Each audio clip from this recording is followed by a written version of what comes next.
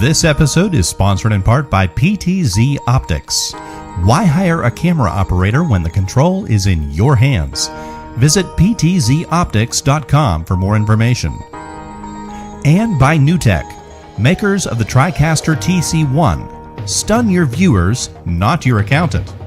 Visit newtek.com for more information.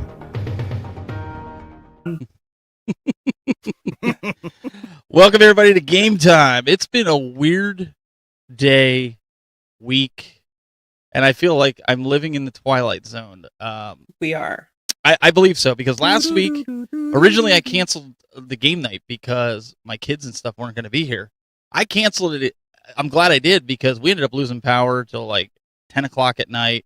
I didn't know if I was going to be getting a hotel room so I could actually have working toilets and things like that, but apparently it's happening all over again this Saturday. So hopefully we don't lose power and we can have game night. So what you're hearing right now is Slurpee McSlurp. She's brand new to the show. Welcome. Hi. I should have changed it on your name. Hey Bill, at least she did it to me this week. That she did. Well, just wait. It's coming from me. I was trying to change it up. Thank God you can't get used to, like, me only doing it to Bill, so I got to change it up. I just got to say, I'm glad it was coffee. I thought you had your bong going for a second there. Oh, but and then Moot we have here, and he's just going, "What did I step into?" Yeah, it's Thursday. It's all good. This is what I like to say. Thursday is the pregame for the weekend, right? You have pregames in football. Well, this is your pregame for Friday and the weekend fun. At least that's my idea, anyways. I like to think that. Tonight's gonna be a little different. We don't really have much, if any, home arcade stuff to talk about. We have a little bit from AtGames, but I put it out there, and I thought it was an interesting idea. I'm not saying that anybody has said this to me or anything, but are you a collector or are you a hoarder? And I think that's going to be an interesting discussion later on that I think a lot of us, I think, could weigh in on. And I know, Bill, you've got a really good retro spotlight later too. I think for real arcades, right? Mm-hmm. He's like, Yep. Mm-hmm. So Matt Asher Gaming. You'll have to wait. So Matt Asher's Gaming. We were actually saying this in behind the scenes. Like, so I got the Mario hat, a new Mario hat, because I wanted it to be different, right? So I got the black one. And it's got some really cool stuff under it. Getting ready for the Mario movie, and then Moot got on, and he had his Super Mario hat on. We did not plan this, not at all. Except his is cooler because it's fitted. So mine doesn't get here till tomorrow. Listen, I'm a fitted hat person. I don't really like the ratchet straps on the back, but It is what it is. And we can't leave. Bill, you got your Super Mario. I do. I have my Mario movie shirt on. Make everybody a little. Make everybody jealous. The movie. Everybody jealous. My Comic-Con exclusive. And then Jade, you have your Mario. We could sort of see it through the mic. Oh, here we go. The big reveal. Da, da, da, da, da. There's a reveal. He's right on my boob. Yeah, I was going to say, there's a reveal for all the people that were looking for it tonight. There you go. And then Moat's got a unique one. I've not really seen this. The Japanese Bonsai Bill shirt. Oh, you got to love it. Yeah, Love it. Cool. And I'm the sellout because I'm wearing a PlayStation shirt. I didn't think to wear my Mario shirt this week. I wasn't really paying attention the last couple hours. To be completely honest, though, I don't give a crap about the Mario movie. I just coincidentally wore a Mario shirt, and then I was like, "Oh, look, pink ears." Wait. Can we mute her? Let's go back to that. You don't care about. You're not going to see the Mario movie. I mean, I'm sure I'll end up seeing it, but I'm not going to go to the theater and spend money to see it. Why? All inquiring minds here and in the chat room want to know, and the big question is, why? What's the guy's name who does his voice? Chris Pratt. Yeah, Chris Pratt. I wanted to say Pine. Chris Pine's very attractive. He has nice lips. But Chris Pratt, Chris Pratt, I mean, like, no, like, I actually like Chris Pratt in Guardians of the Galaxy, but I don't know. It's just the Mario thing isn't really working for me. I don't know. Okay, so let me ask you something that I asked my friends. Do you want to hear an hour and a half movie with Chris Pratt's voice talking like a normal individual, or do you want to hear an hour and a half movie with him going, "Here we go, woohoo, okie dokie"? I'm getting annoyed with that in the first 2 minutes. I'll take Chris Pratt all day. I'm down with. I want to hear. I want to hear an hour and a half movie with you talking like that, Mo, because that was awesome. Look, if you want to hear an hour and a half, this is the show, and do it for the rest of the show. Do it for the rest of the show. No. Do it for the show. Yeah, do it for the show. But seriously though, just think about how annoyed you would become. Like, I literally that's really just a cop out reason. I'm just like not hyped for it, really. I don't know. but still, my beating heart. I thought that it would be something that you would be interested in at least checking out a little bit of. If it's not for anybody, for Jack Black, because Jack Black. Oh, he's gonna be. I'm gonna watch it. Look, I'm gonna watch the movie. Okay, I'm just not paying to go see it in the theater. Thursday night, next Thursday.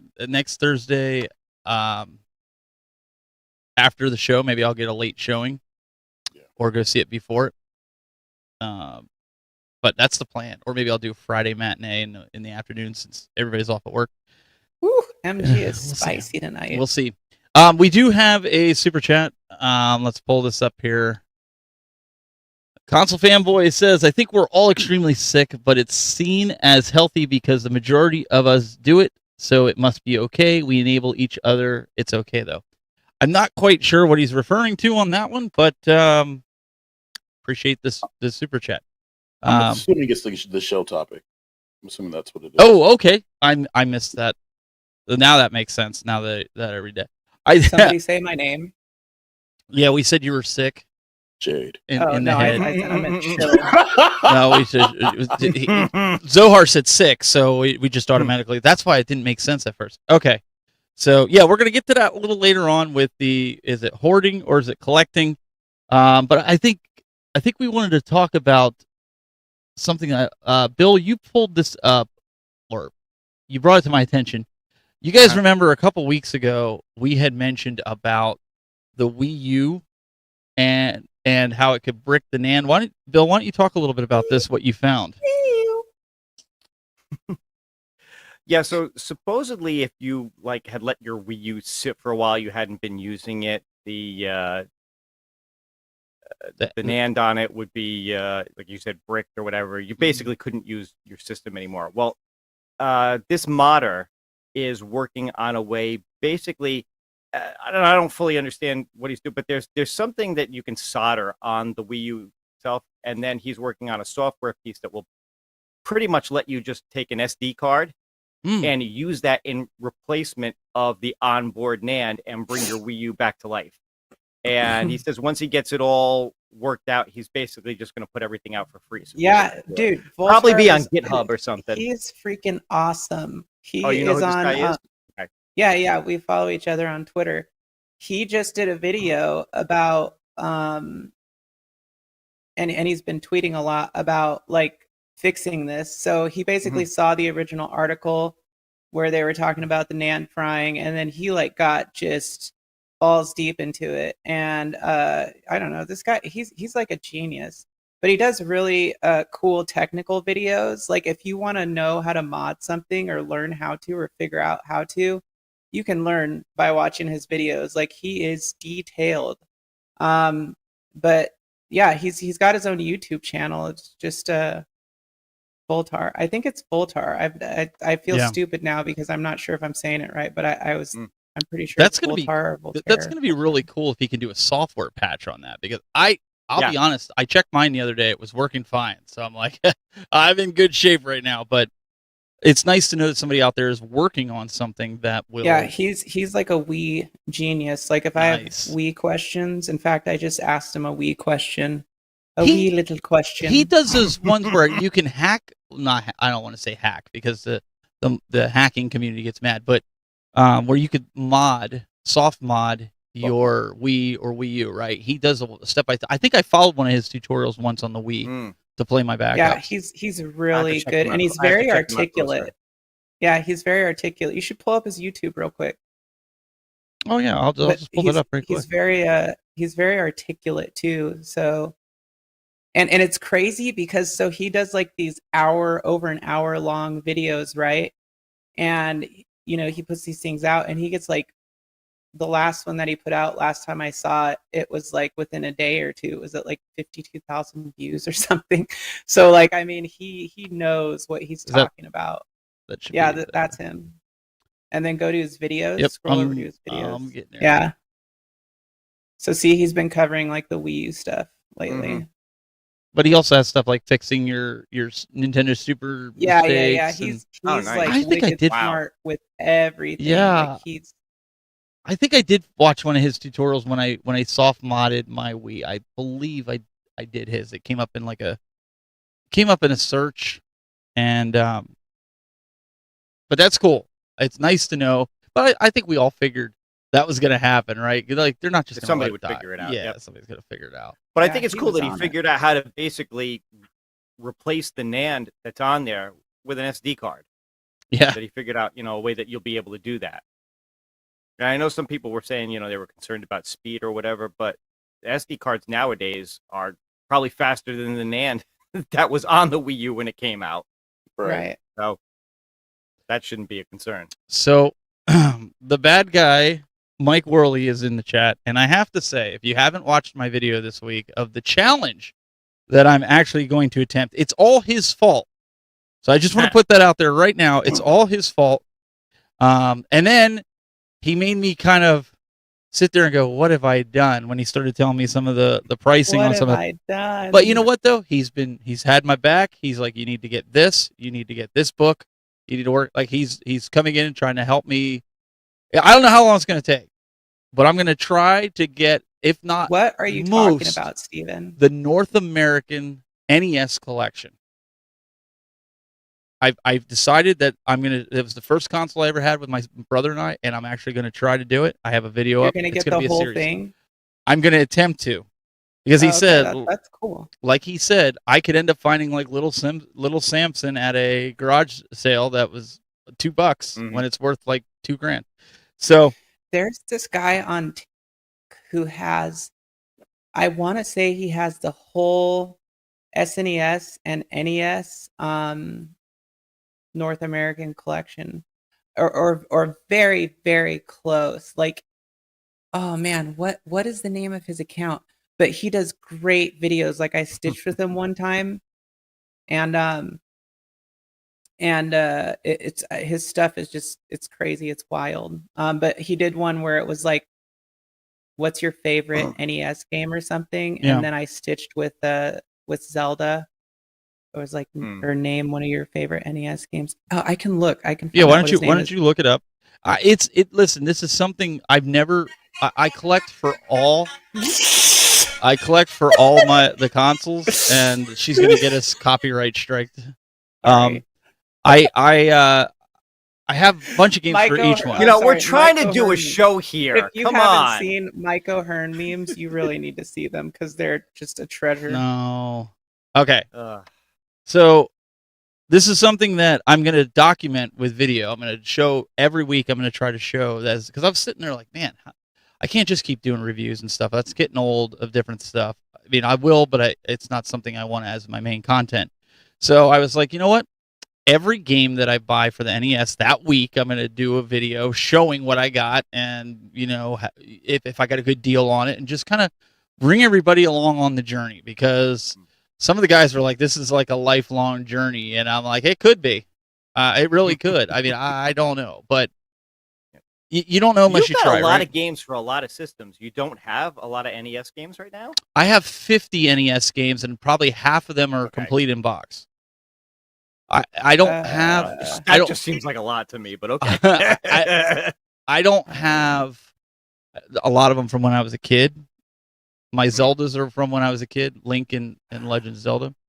So, yeah, I probably have the most for PS2 and Xbox 360. I probably have close to 150 for each of those.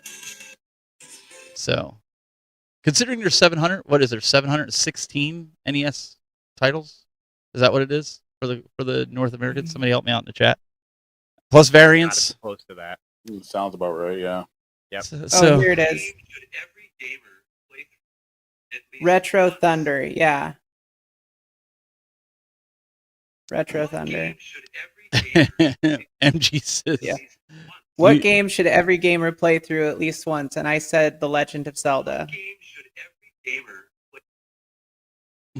That's a good Whoa, one. he's got 87.9K followers. He's gotten huge since.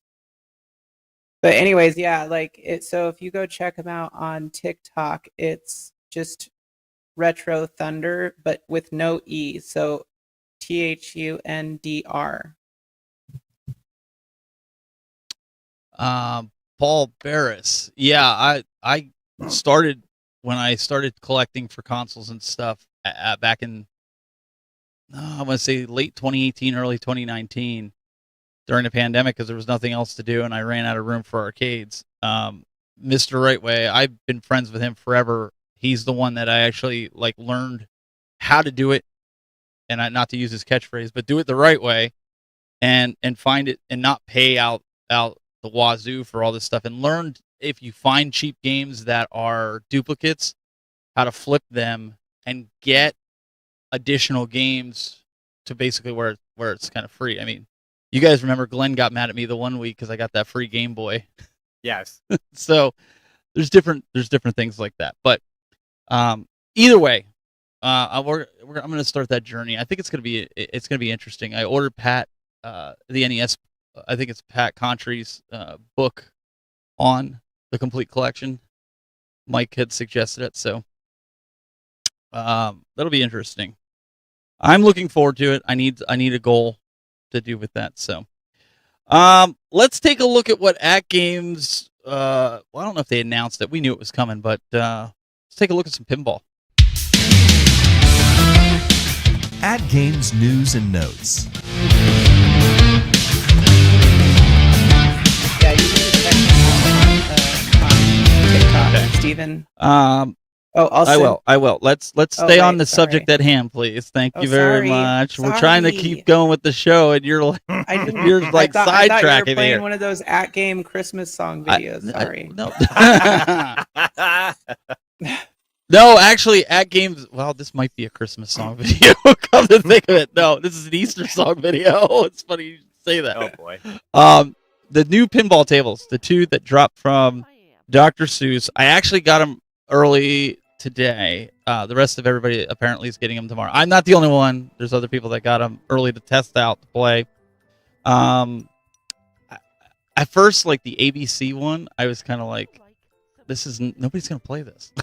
Like ABCs, but believe it or not, that's the one I played the most. Oh, okay. I thought it was very unique. Wait, just why like are it's we saying. why are we disconnected? Is that me? What are you talking about? What? You're still here. It says chat disconnected and Maybe the your live stream. Maybe your is internet's buffering. dying. Hopefully your internet's not dying. You guys are still seeing. So just so you guys know, yeah, my internet. Jade was having an issue with her internet. I hope she didn't drop. She just dropped? No, she's still there. No, she's still here. Jade had an issue. She didn't know she was going to make the show tonight because of her internet. So if she drops, we're going to get her back in as soon as we can. What is going on right now? What? Oh boy. California's being bombed. So I don't know. These are going to be available tomorrow, I believe. And let me see. I have the other one here. Let me just frame it up. Bill, I know you expressed some interest in getting. Yeah, I definitely want to check them out. I gotta say, I think it's a little funny that what did they announce like a few months ago that they were gonna drop the two of them early in March, and they wait till the last day of March to do it. Yeah, I don't know if it was but because at least, hey, look, At least they still did it in March. Yeah, Can't deny it. I know. P-Dubs was on them about it. I don't know if it was just because they had some last-minute fixings that they had to do to the tables. But if you guys are on the fence with Dr. Seuss, because it is Dr. Seuss and it's kids' game, Mo, I'm telling you, this is fun. It really is. It really is fun. Like the whole 3D. It's no Star Wars or Marvel, but I mean, it's fun. No, I like the first one. I play. I think the Grinch one is my favorite. Yeah, I like Dr. Seuss stuff. You know what I mean? Like, I was literally waiting for this pack to actually drop before I actually bought it for the AtGames, so I can have something to do on there besides the stock things or putting the PC in it. So, yeah, like Green Eggs and Ham. I love the story. Like, I probably know that's probably one of the only books I know by heart. So, yeah, I'm curious to try. I was gonna say, when I think of Dr. Seuss, I think of like three things: Green Eggs and Ham, The Cat in the Hat, and raves.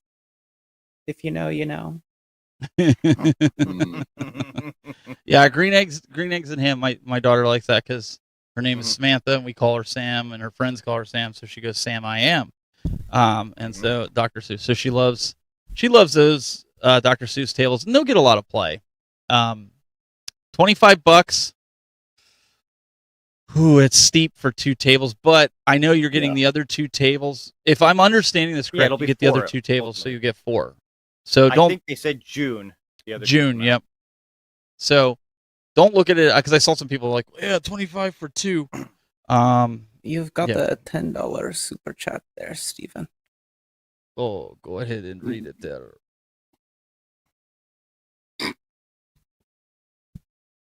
No, I don't read those because it is insulting to the console of fanboy. It must be read by Stephen. Why me? What? Oh, because he doesn't want to have the voice. Okay. He said, Steven, I was able to unlock Street Fighter Alpha 3 and Street Fighter 3 on the Shinku Hadouken. Not sure if it works on Yoga Flame or Big Blue, but it works. I'll have a video on this soon. Sorry to share that. No, that's cool. So anybody out there, if you have the cabinet, I know there's a bunch of guys that have that cabinet. So yeah, let us know if you get the video up during the show. Put the link in the chat room. I have no problem with that. Moderators will make sure that it's shown because I don't think links are blocked. That's great. I wonder if they have online play and spectate mode built into that hack as well. So is it a hack, or is it like? I'm sorry. I'm looking at Moat. Okay, because I know this is the first I'm hearing. Is this a hack that? No, it's a hack. All right. Is this like kind of like the pinball hack? Is that what it is? No, I think I'm out of the loop because I don't have that cabinet. I guess we won't find out until the video comes out. Yeah. Oh. Yeah. Okay. Sorry, my head is in 100 million different directions right now. So if he got one over on me as to be a joke, well played, sir. Well played. So. Sorry, Mo. But yeah. No, you don't have to apologize to me. Look, I want to see it because if I can add value to that Yoga Flame back there, by all means, I'm trying to do so. Yeah, so, there you go. That's what I'm talking about. Mm-hmm. If you know, you know. That's what Console Fanboy says. So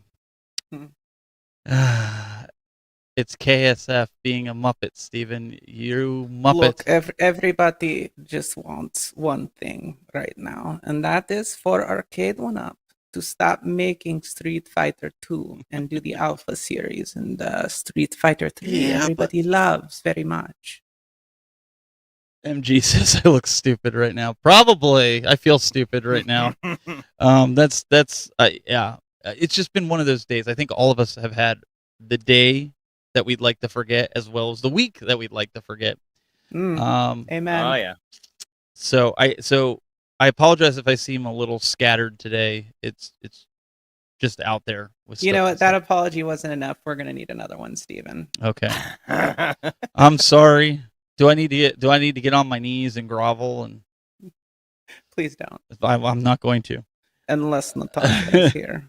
So let's talk about this briefly, and I mean briefly. Okay, so all the people complaining about the Pac-Mans, the Street Fighters, and all this stuff. It's like, I guess I was thinking, like, how else are you going to reach a different demographic? Like, I started thinking about the whole email scandal that went on with going to different influencers that are not in the gaming community, that are not in this. And then I started thinking about the whole functional furniture that John talked about. That's I what got one. You Arcade guys wanted. didn't get one of those? No. So You I'm guys didn't get that wondering. email? So I'm wondering if this is a way that they can reach that new Oh, audience. That's right. I'm sorry, I wasn't supposed to say that. We're all under NDA. So Wait, what?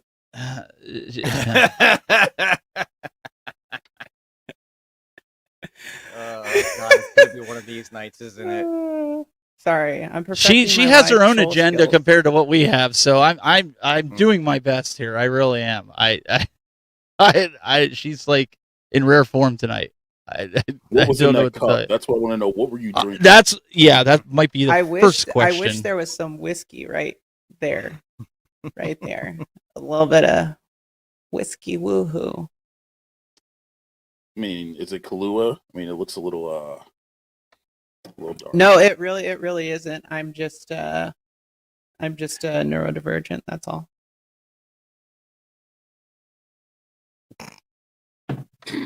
Zelda, Tears of the Kingdom. Did anybody pre-order this? Did you get the system? I couldn't justify myself to pick up another. I like the Splatoon 3 Switch OLED. That one is so cool. I really want that one. But Tears of the Kingdom is like, I mean, I guess if you're a Zelda fan, it's pretty cool because it's gold and stuff. But it's just like, it does look cool. I don't know. I No, mean, it like, does look wait, cool. it does. I think it looks cool. I'm just saying, like, it's like they come out with these freaking consoles, like. Right. Well, can we talk about the people that are buying them just as to collect Who's and that sell guy on a with shelf? Who's that guy with the long hair that Woodhawker. makes like the really funny videos and he does like only Switch stuff Woodhawker. mostly? Talking Woodhawker. about beat 'em ups. Beat 'em ups. Woodhawker. Yeah, I think so. He Oh. just got one because I saw that. He's not saying how. He's not disclosing Yeah, how he got it. I don't think he was supposed to get it. Yeah, because we know Nintendo didn't send him that because he had that falling out with Nintendo. And that's why he keeps saying he's scared. But like, I can. Didn't do. People what are are they gonna do? Cease and desist him? Like it's already open. yeah, send it back. Right? Like, bro, pay me. Yeah, pay me first. I get it. they're bad. He collects it and he does it. That's all he does is Nintendo content for the most part. But Yeah. I can't see spending $350 on this when I've spent it on my kid, my wife. He spent $3,000 on like the Thunderbolt. I system. know. Like, I literally just watched that video like a couple days. I watched it too, and I'm sitting Wow. there going, "Dude, you are insane, insane." I'm like, and he's like, "Well, the video sponsored." I'm like, "Yep, spend the other company's money." Man. That's absolutely what you do. Like, because there's no way. There's no freaking way. And I somebody asked me, they sent me a message that, "Are you pre-ordering it? Quick, hurry up and pre-order it." I'm like, dude, I have an OLED. I have the first generation one in the other game room. My wife, I bought her an OLED. My daughter has an OLED. My son has an OLED, and both my wife and my daughter have the the light. That was the first one that they ever got. Yeah, Switch Lite. Yeah. So you guys need to super chat me because I'm spending a lot of money on this stuff, and I really need the money. Well, I'm being don't say that. facetious. That's how videos happen. No. I'm being. I'm kidding. I'm kidding. Where are I'm your kidding. receipts, Steven? Listen, I don't need. That's the last thing I need is another Switch. So, but the game I'm getting. The game I'm going to get. Yes, the game I'm getting for sure. It looks really good. Did anybody watch the gameplay video? I did. I did. It's like it's a sandbox essentially. Like literally speedrunners. And I saw it and I was like, dude, speedrunners are gonna blow through this game. If that's what you can do, like it's gonna be insane. Speaking of which, if you're thinking about buying the game, you're gonna buy a digital, use the pro tip and buy the little vouchers for $100. You can get it. You can save like up to $30-$40. Yep. Zelda 70. You can get Pikmin 4. You know, like anything else. So use the vouchers. Absolutely. Save some money. Okay, so I didn't even know about the vouchers. I missed that. Oh well, just Yes, you did. I did a video on it, and you commented on it. So shut up. I'm teasing. Listen, I'm teasing Bill. Calm down. I'm teasing him. You've been missing a lot lately. No. I knew Bill was going to get in an uproar about it. He's like, wait a minute. You know what's really funny but see, about you all don't this? buy digital, so it meant nothing to you. No. What's really funny about all this Switch OLED Zelda stuff is they're gonna put this out and then probably put another OLED out, and then at the Nintendo Direct this summer or right before winter they're gonna announce a new console because we're in year 7, about to be in year 7 of the Switch's existence. Something like that. I don't know. Nintendo Yeah. said not for another 3 years. Yeah, but Nintendo also usually never does a console past, you know what I mean, past like 6 years into its life cycle. And it's getting dated, and publishers are even like, we can't give you XYZ except for the cloud because the console's not powerful enough. But hear me out for a second and tell me what you guys think. I think that we're going to see this with all the consoles, not just Switch, across the board, that 2019, 2020, 2021 are all forgotten years for these consoles because of the pandemic. So if you take that into account, it's 7 years minus the 3. We're still on what? Fourth year? Really pushing this? In theory. That's fair. I mean, in theory. And I think Nintendo's going to try to milk this, as well as other companies, for as much as they can to prolong because of the chip shortage, because of all these other things. I honestly think we're not going to see a new console for 2 to 3 years. That's my honest guess. I would be floored if they did that.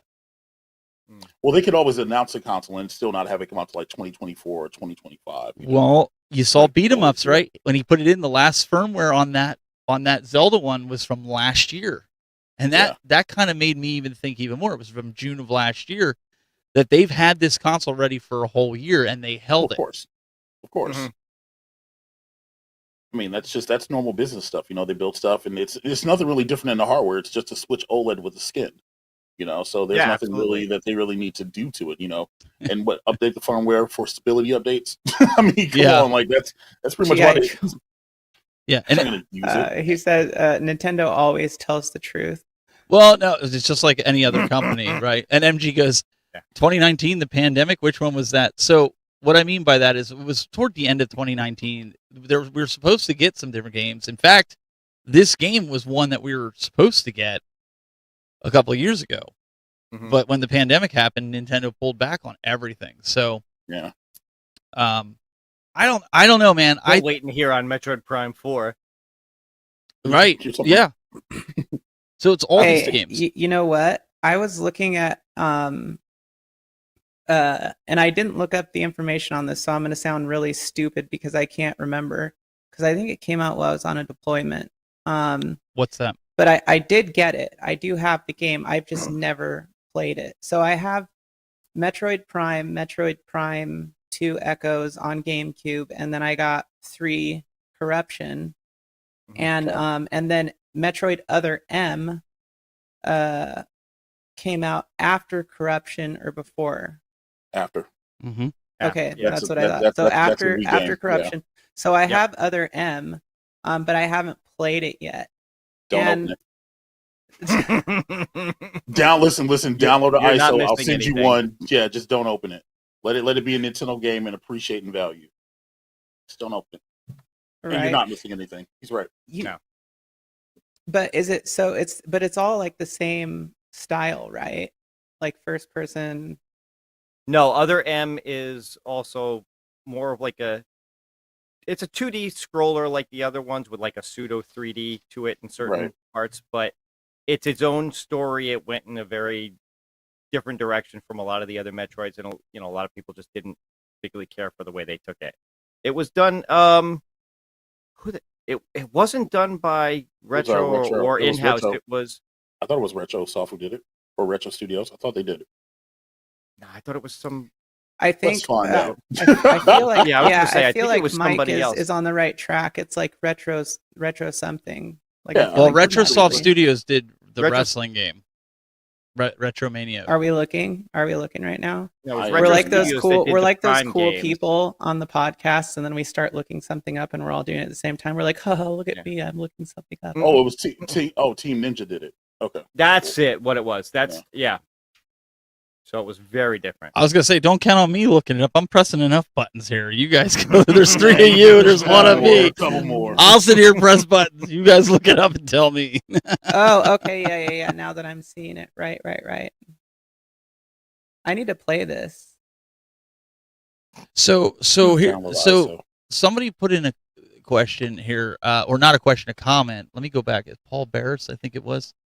He said, "How about a re-release of the Game Boy?" That's not a bad idea. I mean, they've done re-releases of everything else. Why not make one with even if it's the black and green or black and yellow? There was a re-release of the Game Boy. It's called the RG. No. Literally was The about to say that. Literally, I was about to say that. Yep. official We're all on the same Nintendo. page on that one. Okay, but are you going to pay $150 because you know that's what they're going to Well, charge? No, as a I'll- collector, I would. I'll Yeah. do you one better. You want a real, sort of real analog pocket. Wait. Here's your Game Boy Mo, re-release.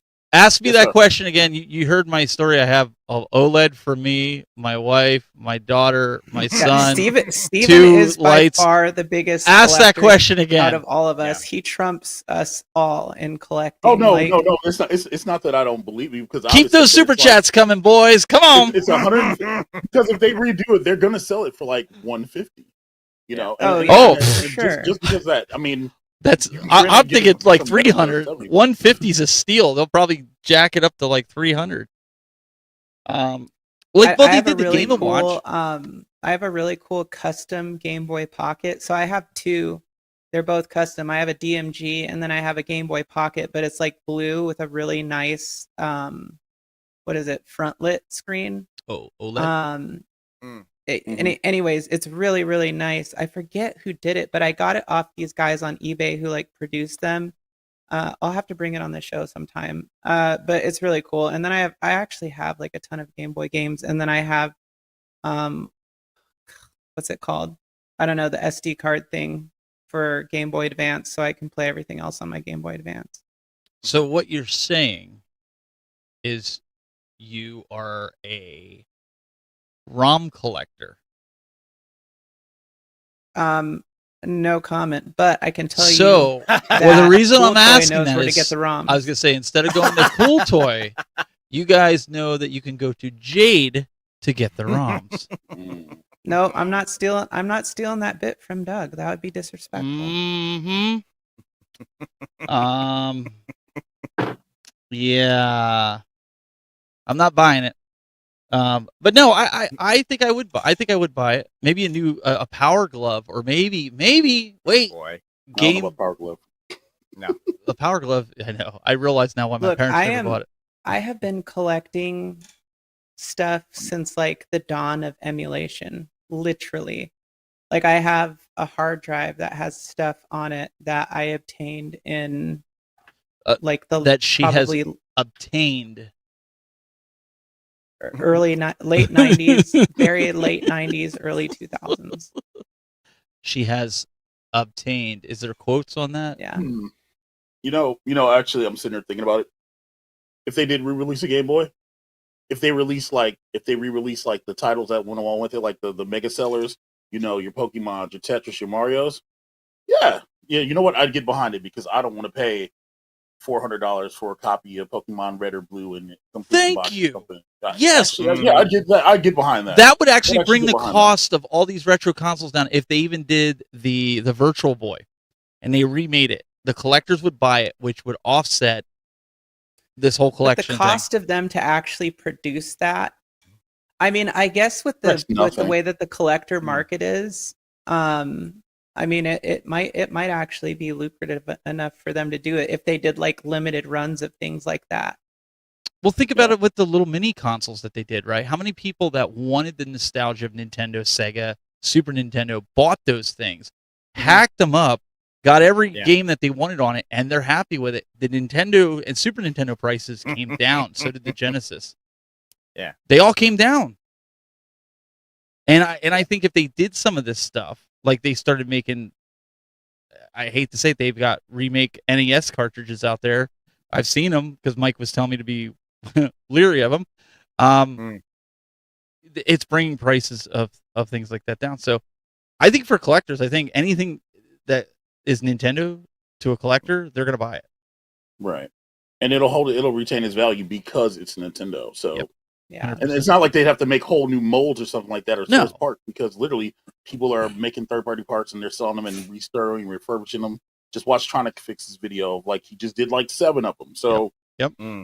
Yeah. As long as it's the OG fat Game Boy that I need 4 batteries for, and you know what I mean? Like, if you're gonna do it, it's got to be a thick, chunky boy. I don't want a Game Boy Pocket. Yep. Or, I got you. Give me a big boy. Yeah. Because there's still a lot of great games on there. Yeah. Oh yeah. Jade has most of them in box. Well, it's crazy because the market for almost any Game Boy game complete in box, it's like $100 to $150. You're not kidding. Like for almost any game, like at least all the games that I have, I've looked up repeatedly, and the prices range from 100 to, I mean, like the most I've seen for some of them, like $350, depending on what the game is. But complete in box Game Boy games go for a lot of money, and it's crazy. And anything Pokemon, like Pokemon Black on Nintendo DS, that's like $150 Oh game. yeah, right. Like it's like crazy money on 200. Like it's dumb. Not even that old. And Heart Gold Soul Silver goes for like $400. I'm like, this is ridiculous. Yeah, I sold my Pearl like 2 years ago, and it went for like 3 something. Yeah, absolutely. Like I wish I wouldn't have sold my my Pikachu, because I had the complete in box Pikachu, but whatever. Well, and MG, I'm sorry. No, go ahead. I'm pulling something up. MG, I'm going to disagree with you in your comment where it says they don't have machines anymore. You know, we can't make it half what it used to make. Yeah, they do. Like China's got all kinds of stuff. All they need is the molds, and that's how we're getting all these third-party knockoffs. If you go and look at the Amber Nicks, you know what I mean, the Miu Minis, et cetera, those are all based off of molds, because slightly modified of what these consoles were in the first place. So they could absolutely do Game Boy. Absolutely. And this is something, and I want to show this, not because of the game. It's the Little Samson game. It's one of the most valuable one. Brand new in-box complete was $20,000. Loose, the cartridge is almost $2,400. It's a stupid game. But I remember when it was like a couple $100. This is what I want to wow, show. Really? This is what I want to show. Back in March of 2008, it was $55. Mm-hmm. But now we come all the way up to here. Wow, now it's up. Yeah, now you're up over $2,000. So to offset this, why not make some? Why not make some remakes of this game where collectors are just happy to have this? It's still completed in their collection. They're paying a fair price for it, and they get to complete their collections of whatever it is. Because I mean, it's across the board. Like you have everything. I don't know about. Yeah, I don't know about that. I mean, I hear what you're saying, but I think for collectors, they still want the original. That original, yeah. Don't you really want that original? It's like, it's like when I used to collect comics. You want that first print. You don't want the 5th print of something because it's worth it's not worth anything anymore at that point. Mm-hmm. So or like the newsstand. Got to be the same thing. Newsstand editions. Yeah, absolutely. Okay, but are you collecting to just have it, or are you collecting to utilize it? I think that's the biggest difference of it all. Like some people, they flip out about like, what's the perfect thing? Like I have an omnibus of The Last Ronin, right? But like some people are like, oh well, if you get the original copies of this, or Shattered Grid for Power Ranger, if I've got a freaking book of that. It's like, are you collecting it to read it, or are you collecting it just to like display it somewhere? Right. Granted, if I have Amazing Fantasy number 15, I'm not going to touch it at all. I'm going to leave it in there because because of what it is. But what I'm saying is like, Steven, initially you buy stuff to use it, Yes. On that price charting thing, I'm just looking at Game Boy games, and like you should just bring it up just for a second, because like the pricing is wild on these things. Yeah, that's what I was saying. And Mike, I totally agree with you. Like I'm one of those collectors who mostly like has the things because I've collected them over time and like actually play them, but just keep them in really good condition, right? Because they're collectible. But I do buy things sometimes just to have them in my collection, or because I want them. But majority of the time, like I want to interact with that. But how many of us have these old consoles? And Jade, I know you do too.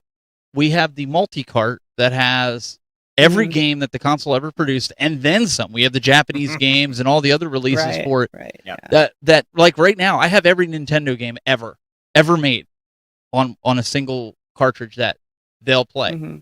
But I'm going back and buying all these cartridges to basically sit on the shelf because nobody's touching them. Right, but that goes to my point. You don't want a reproduction at that point. Don't you want the original? If you're collecting it to have that collection, Yes. don't you want an original? Yes, but I'm also not going to spend $20,000 for. I'd be okay with get that. Well, I'd be okay with the remake on something like that. Well, it depends on what the game is. For instance, I literally just popped in TMNT2, the arcade game, the other day just to take a picture and taunt Golly in my Discord server. Like, yeah, dude, or Mario 3. Like it's something, and it's just maybe it's something that we're chemically just trained to have that triggers memories or whatever. It's just something about sliding that official cartridge in. Yeah, I've got EverDrives for the Genesis and the Super Nintendo and the 64, and yeah, I've got 762 NES ROMs on my PC right now. That's how many is in the actual library. But it's just something. But it's something about just sliding it in and then just turning it on. Like you can't do that. I mean, if I could right now, I would take every PS5, every Switch, every Xbox Series X game, and I would make some kind of backup of it and just put the original up on the shelf for display or to collect. Because I don't want to mess with that. Like I remember when I collected football and baseball cards, I always kept the doubles, and I would put them in a binder. When people wanted to look at my cards, they got the doubles to look at. They never got my actual collection. And it sounds funny, but I mean, I didn't want my originals messed with, and so a lot of the games that are in the other room that I have that you guys have seen, and that's going to get into a discussion in a little bit about. Are you collecting or are you hoarding? And I think it's interesting. We're kind of there already. Well, yeah. And so I want to bring that up because at what point do you say I'm no longer collecting, I'm hoarding? Because I'm not like a professional collector, and I'm not going to lose sleep. I've got almost 70 consoles over there that have games for it. Like I'm never going to collect for the whole. So at what point do you say I'm hoarding? When I think of hoarding, though, I think of like something that's so out of control that stuff is falling all over the place. You don't even keep track of what you have anymore. Like that's when you're not collecting. Like you don't even keep track of it. Like you don't know where it is, but you buy stuff. You have boxes that you could dig through and be like, oh yeah, I forgot I got this. Like that, I think is when you get into the hoarding space. I mean, because this goes even with the arcades, because I've heard that said too. Like, oh, now they're doing.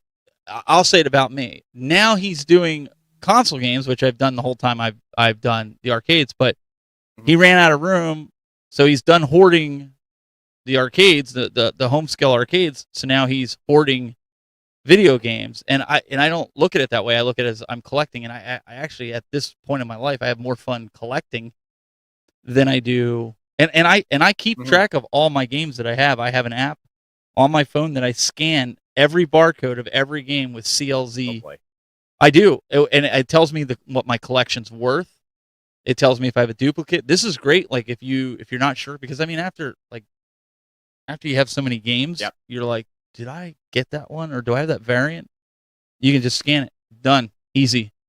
Yeah, you definitely need something like that. I mean, I recently got into vinyl records, and I started getting some stuff and collecting. And same thing, I got an app.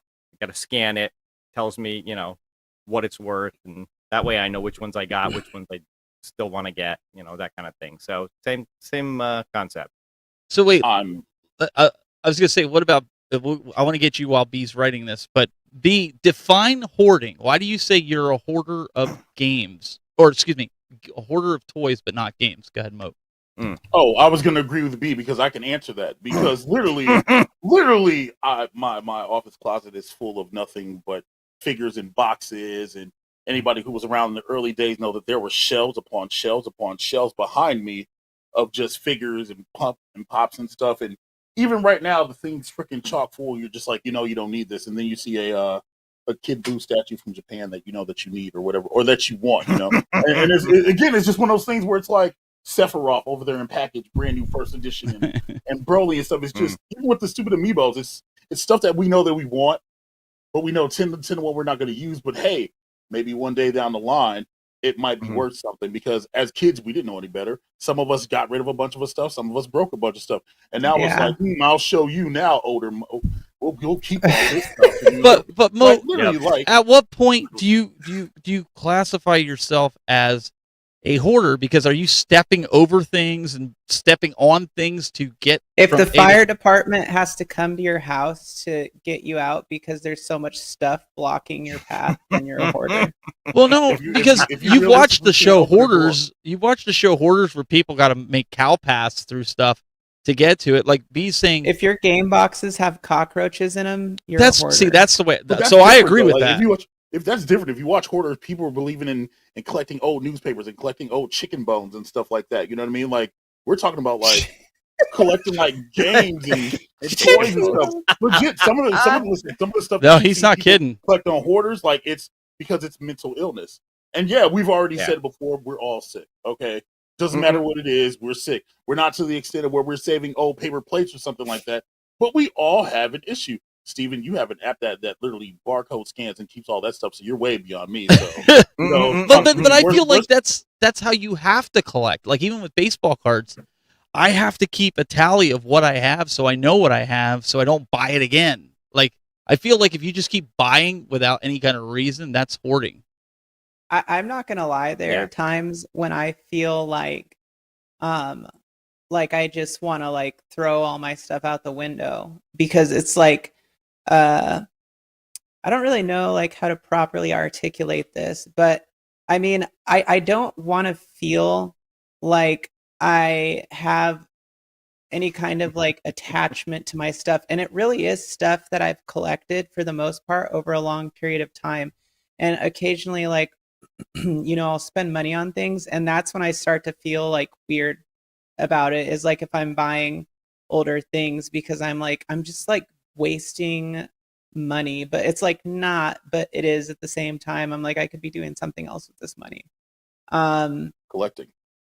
Yeah, but I mean, that's the thing though, is it's but here's my there are times where and I'll just finish this out real quick. I'm sorry, Steven.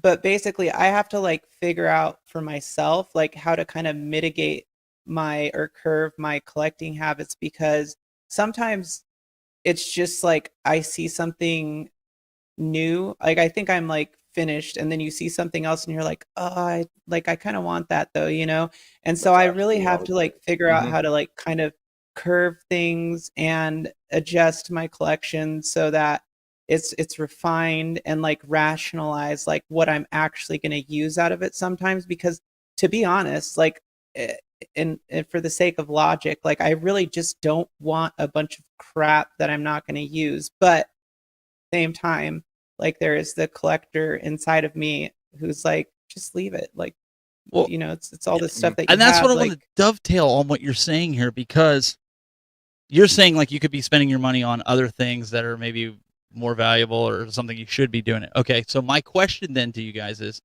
how many people do you know that go out there and spend $80 to $100 every week on cigarettes because they smoke 4 packs a day, or whatever it is that they smoke, or vape, or whatever it is that they do, or beer, they have to go out and buy so many cases of beer. I don't smoke, I don't drink, so I don't buy that stuff. So the way I look at it, or guys that go out to nudie bars or whatever, that's all money or lottery tickets. You pick your vice, right? Exactly. Yeah. So I guess I'm looking at it going, I have something to show for that money by collecting what I collect. But the question I want to ask that, Jayde, you said you don't want a lot of junk around the house. I have people that come over to the house, and I would venture to ask anybody in the chat room, would you collect all this stuff if nobody came to your house? Meaning you didn't have people to play these games, or you didn't have people to see your collection besides the internet. If the internet wasn't here, would you collect it? That's a good question. I mean, and for me personally, it's kind of hard to answer, because I feel like part of the whole internet aspect of collecting or sharing your collections is the shared space, like the mindset, the kind of like joy that it brings everybody to talk about these things and to share what they get, and like the fellowship that you get in collector spaces. And so like I definitely think that it is like an expansion or of an outlet for us to be able to use as collectors to crossways with other collectors and talk about our collections and our habits and like what we're doing right now, basically. Yeah. So I definitely do think that it is another thing that probably encourages us as collectors, but that we also, like, for me myself, sorry, I'm not speaking for anybody else, but for me myself, like, it's made me also become cognizant of how I collect things, because I try to like be cognizant of, like, you know, what kind of a deal am I getting? What am I getting into? And, you know, how beneficial is this going to be to my collection? Like, because I don't want to buy a bunch of stuff and run out of space. Like, I really don't want to be surrounded by a bunch of stuff that I'm like not using. But I mean, there are things that I don't want to get rid of just because there are times that I actually use it, or, you know, it's appreciating in value. Sometimes I even think to myself, like, you know, whenever I die, eventually have this stuff, you know, it'll be boxed up, and then I can like give it to my kids if they want to sell it or keep it. They can do whatever they want with it, but it's going to be Right. worth more money one day. I'm like, it's basically like an asset. So Bill, I want to get your opinion on this, but I want to add to this so you can answer this. I had a friend over my house here last week, and he said, I want to rent this out and have some friends come over so they can be taken back in time to be around all this stuff, to be taken back to the 80s when they were kids and they were collecting this stuff. He said there's something about it when you're in this room and you're surrounded by all this stuff that it instantly takes you back to your childhood. You look at a game and you instantly remember what friend you played that with or where you were at. Do you guys have that same feeling, or do you get that same response by people, even though you're wall to wall? Like I'm probably more wall to wall than anybody because I keep it neat. You know, I try to. But what do you guys think? Absolutely. I mean, you know, I just we just had a birthday party for my granddaughter. I had a bunch of people over, and I was showing off my game room for the first time to a bunch of people, and I think one of my relatives said something about that, about, you know, you should rent this space out and try to make some money back on what you've spent on it all.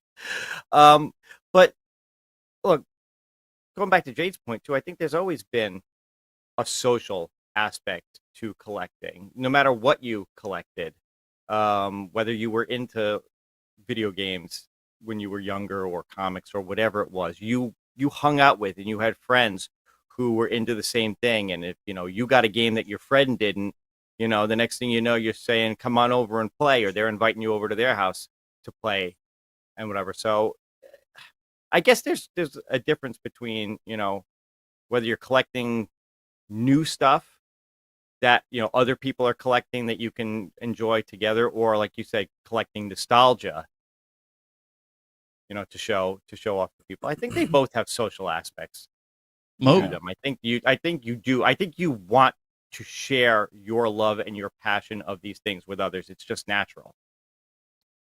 I think that for me, I think Matt Astor, shout out to Matt Astor, said it the best way I could. You know, like when I was younger, dude, we were younger. We didn't have money to buy all this stuff.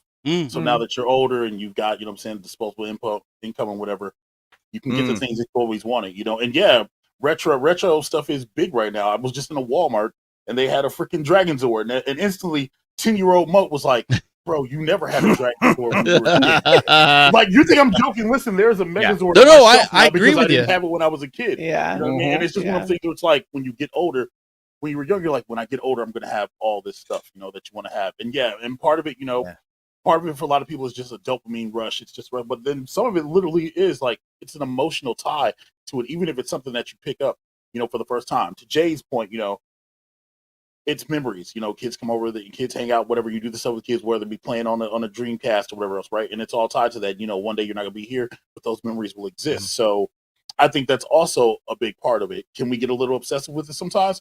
Yeah, of course we can, you know, but it's, you know, and it's cool to have people over and, you know, let them check out whatever else, right? But for me personally, it's the ability to have something tangible that you know that you want it, you know.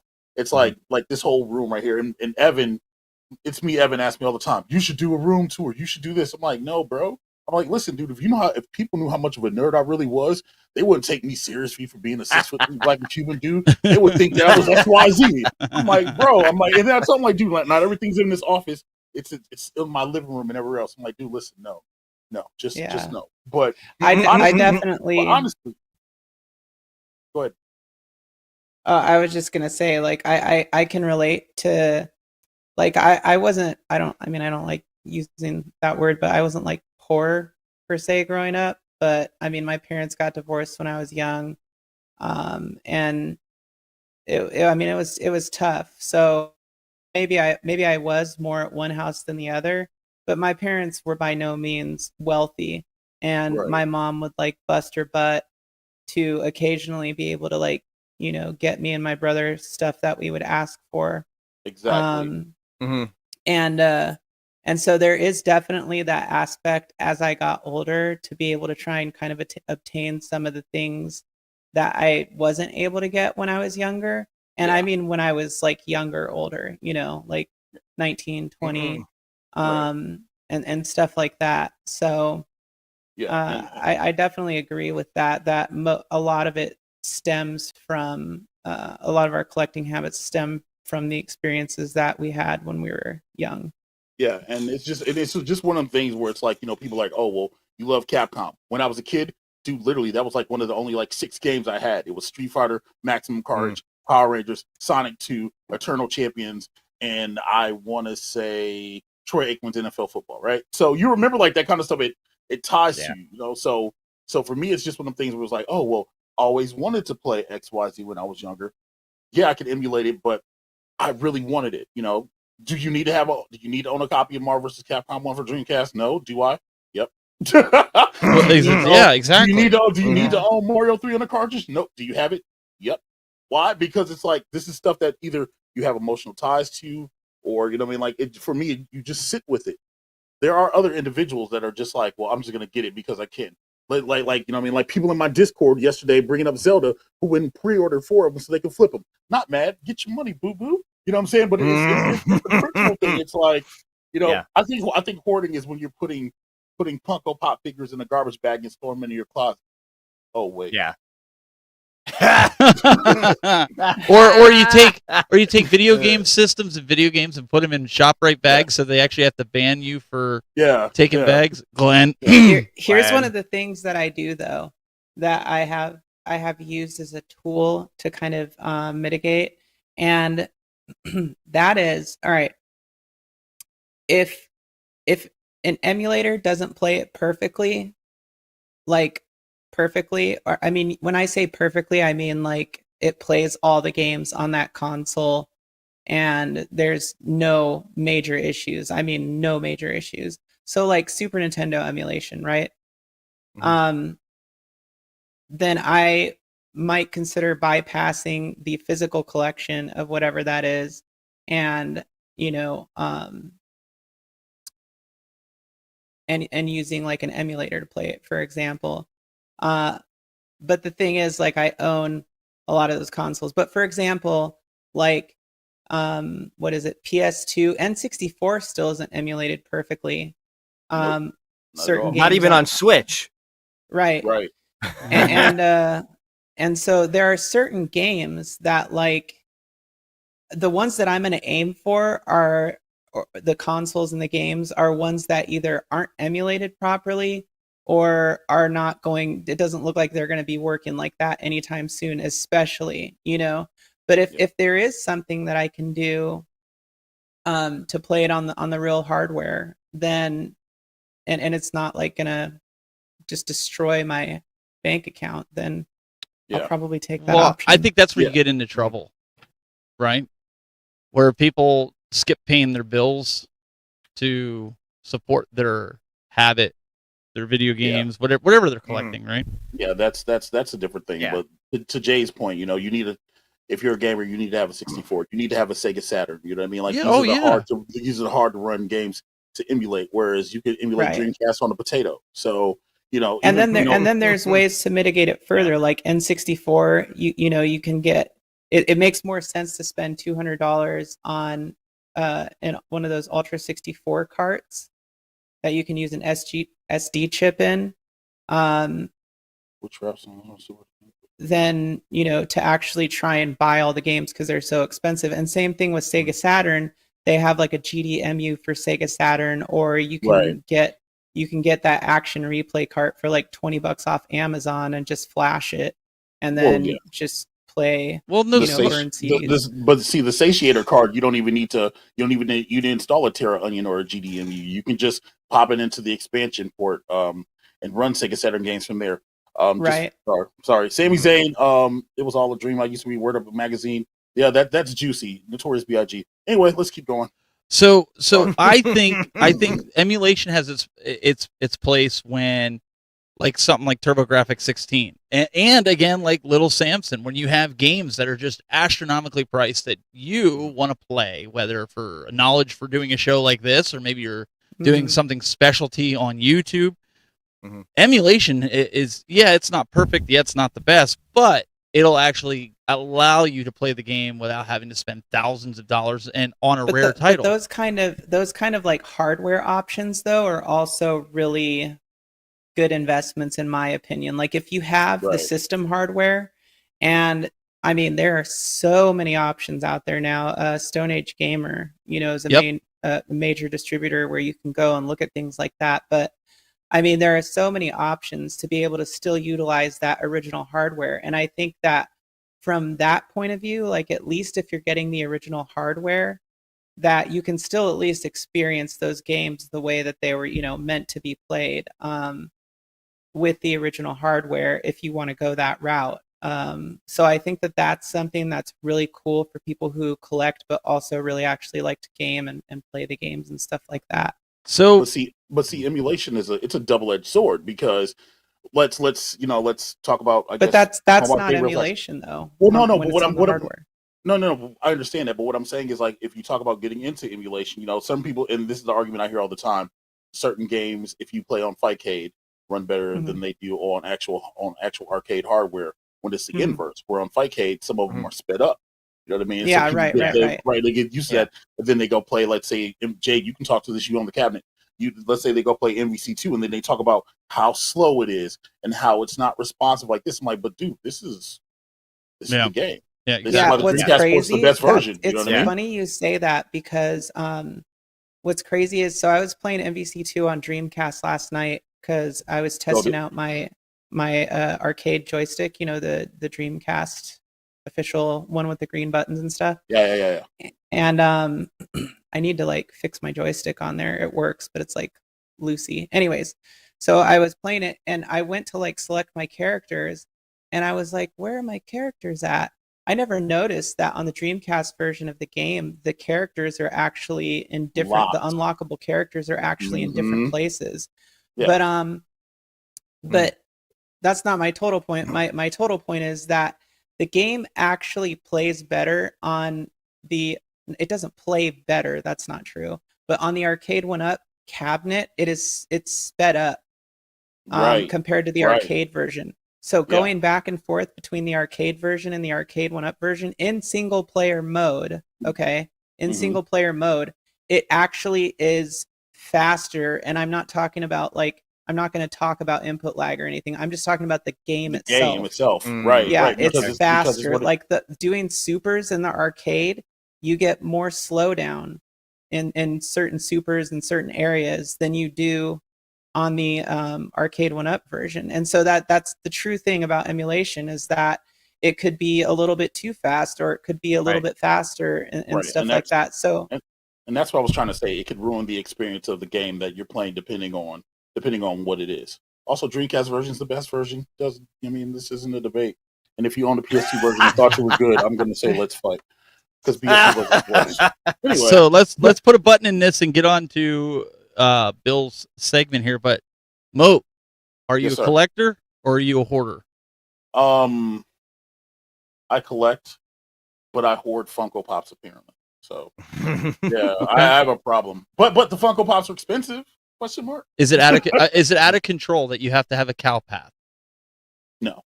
Then you're not a hoarder. I have size 16 feet. Oh no. All right, Jayde, are you a collector or are you a hoarder? I think I'm a collector. I think I'm a collector. I think that there's a little bit of hoarder in me though, but I think I'm a collector. I think I'm still okay enough at what's the word I'm looking for? See, Steven, you need to have an extra phrase on this. The phrase needs to be: Are you a collector? Are you a serial collector? Are you a hoarder? That's what you need. Well, to I do. mean, That we phrase need like a changes lot of chart, stuff. like green, Right, yellow, right, red. right.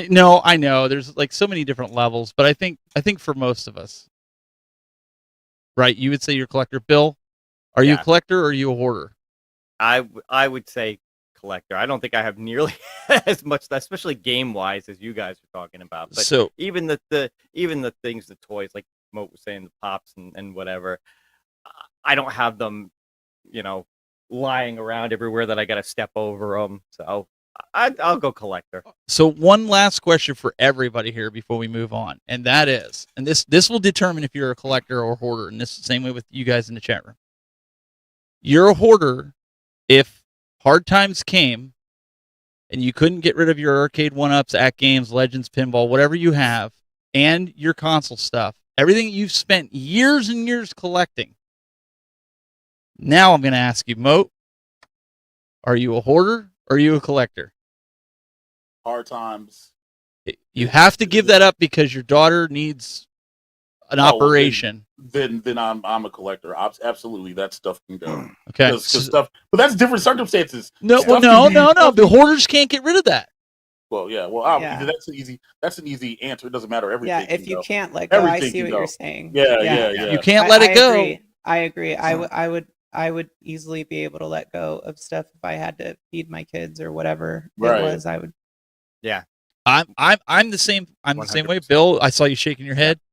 Absolutely. That I think determines if you're a collector or hoarder. If you position everything neatly, or you have them, however you have. If you're the only one living there and you want to put them, like Moat was saying, you put them in a trash bag in the closet, and you don't have a significant other who's going to care that you have them in a trash bag in the closet. Who cares? Listen, it's my office. What I do in here stays in here. So there you go. Cookies. Right. So I feel like if you're one of those people that if hard times fell, I just used the operation as an example, but if hard times fell, like somebody could come in here tomorrow and offer me $25,000 for my whole game collection, and I'll say, would you like them in a box or would you like them in a bag? I'll do it again. No, I wouldn't do that. Like, well, I mean, I guess it all depends. Like for instance, dude, like I can get rid of collections. My pinball is gone this weekend. The arcade one pinball is gone this weekend. So it's like, I don't have a problem getting rid of this stuff because but I mean, like getting rid of stuff. But I mean, like pricing wise, like I was using it as an example. I will let it go. Yeah. I can let it go. And interests shift too. Like I said, for years, since I was like 9-10 years old, I was collecting comics. I sold my whole collection like a year ago so I could start a new one and get into the arcade one up and all this stuff. That's crazy. I have 4 boxes of comic books in my garage, and then my brother's baseball card collection, and I have I have all these he doesn't want it. He's just like, just keep it, sell it.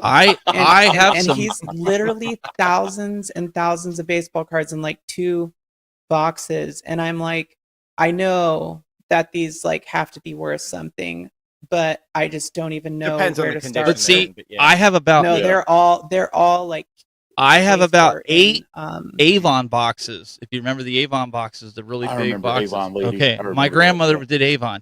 I have 8 of them over there of baseball, football, basketball. I have Shaq's rookie card. I have Jerry Rice's rookie card. I have Bo Jackson's rookie card. I've got Emmitt Smith's autographed second year card. So Mike Worley, if you're still here, Little Samson will be in my collection one way or another because I have one way. And I'm glad you said that, Bill, because my interests have changed and my son has no interest in collecting any sports cards. He really doesn't like sports on TV. I'm literally thinking about selling them to a guy who wants to buy them so that I can fund this collection that my son does want. He wants my gaming collection. Okay? So I don't see anything wrong with that. And Jayde, that might be something that funds your your next thing. So I'm looking at some of these games that are like, man, I would never pay 10 grand for that game. But if I can get 10 grand in baseball cards or football cards or rookie cards that I have, or Joe Montana's rookie card that I have, why not? Here's one like, so let's see, 88. Yeah. So when I was a kid, my dad used to take us to baseball games. In San Bernardino, there's a stadium out there where the team that used to play there was called the Spirits, and Ken Griffey Jr.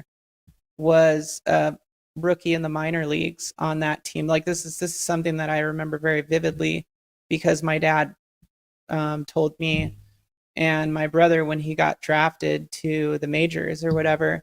But I'm looking at his minor league card right now, and it's worth like $600. But I remember seeing him play at that stadium in San Bernardino, the minor league stadium in San Bernardino. It's not even a stadium really, but and thinking like, oh, that's cool because I remember watching him play when my dad told me about that. But I mean, I know my brother has like all these crazy cards, like from the 70s even. That's what I'm saying. You could get rid of them to fund, your current collection. But like, where do I go? Who do I go to be like? I have a guy that's local that'll buy any retro toys, any cards, and he doesn't care. They don't have to be graded. A lot of places they want them graded. But I know there's like other good cards because my brother used to brag about who was it? Mark McGuire and who was the other guy? Ricky Henderson Sosa. Or Sammy Sosa. Yeah, Sosa and McGuire, and he would brag. I think he bragged more about his Sosa cards, but he has like, anyway, has a ton of Nolan Ryan. Sosa has like the all-time. Wow. Yeah, I have a ton of Nolan Ryan too. The all-time base stealer, wasn't he? Sosa. He had the record for all-time. I thought he did with the Expos. Look at this is my face. Well, either way, Jayde, you could look this up. Both. You could look it up. I know nothing about that stuff. It's Beckett.com, BECKETT.com. You can look up any of the cards that you have and find their values. And it's Pokemon, anything. But Beckett Guide is what most collectors and most that used to be a magazine. Yeah, it was. It was. You could buy it at your local, but online you can. I think there's even ways you can scan it. There's grading prices, authenticators, different things like that. But it's definitely something that you can take a look at. Is it Sosa in the laundromat? I don't know. I haven't followed baseball. Old stuff. Steven. Only on Saturday. That's a different Sosa. Laundromat Wars. I'm sorry. Elmo watches wrestling. He's, sorry, I'm 100 different places. Anyways, let's take a look at Bill's retro gaming spotlight because I have a feeling he's going to have an interesting conversation for us when we come back. Retro gaming spotlight. Hey everyone, welcome to another retro gaming spotlight. I'll bet if we all sat down and we talked about our favorite arcade games of all times, for most of us, that would be a game that is pretty well known. Probably something that, hits one of those top 50 or top 100 arcade games of all times. But for every Pac-Man and Street Fighter that we love, there's always that one game, that really obscure title that maybe not a lot of people know about, or maybe, people knew about it, but it wasn't super popular in the arcades. But if you went into an arcade and you saw that game sitting in a corner somewhere, you're pumping quarters into it. And that's what I want to talk about today, is those little more out there titles. All right? So let's have a discussion. What is your favorite arcade game that you probably wouldn't consider a top game, a mainstream game? But like I said, you walk into an arcade and you see it, you're playing it for sure.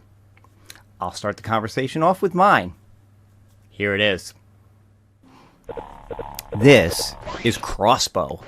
This game was developed and published by Exidy and released into the arcades in 1983.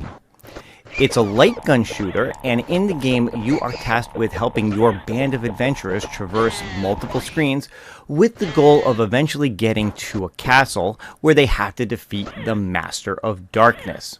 Now, in the game, you don't actually control the adventurers themselves, but what you do is you have a gun that is actually shaped like a crossbow, and it's one of the things that I found really cool in the arcades. As a matter of fact, if you've ever seen the arcade machine, it's pretty hard to miss. I mean, come on, just look at how cool that is. Now, one of the other cool features about this game is that it actually had multiple paths that you could take in order to get to the end scenario. So every time you played the game, you could take different paths and make the game slightly different. Other than that, it's just a kind of a fun shooter. Your goal, like I said, is to just keep your adventurers alive by shooting at anything that could possibly take them out and help them get from one end of the stage to the other.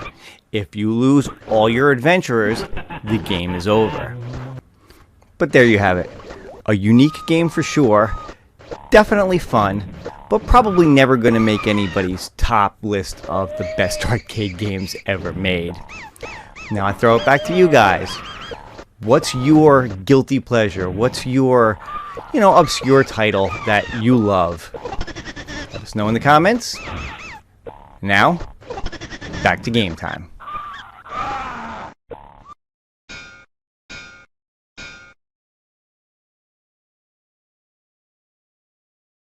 Yeah, so there you go. I wanted to hear from people and tell me what's your guilty pleasure, that obscure game that people don't really know about, and you saw mine on there. I used to love that game. If I went into an arcade and I saw that arcade there with that crossbow-looking gun, I knew I was playing that.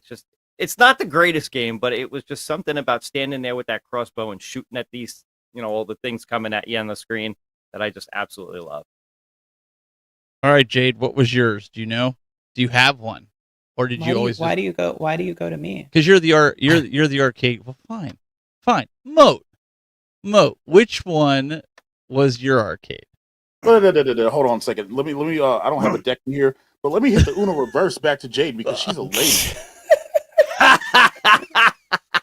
Oh, I would say okay. The problem is like.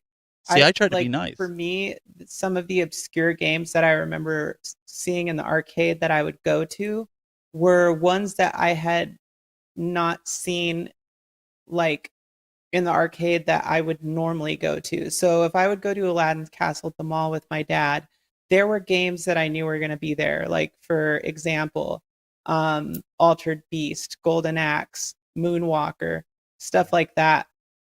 And so a lot of times it would be games that I had only played on console and didn't know because I was a kid that they were arcade games as well. But like Jungle Hunt or Moon Patrol, and I don't know Jungle if that's Hunt's a AAA title or not, but Moon Patrol, Jungle Hunt, some of those kind of games like Popeye.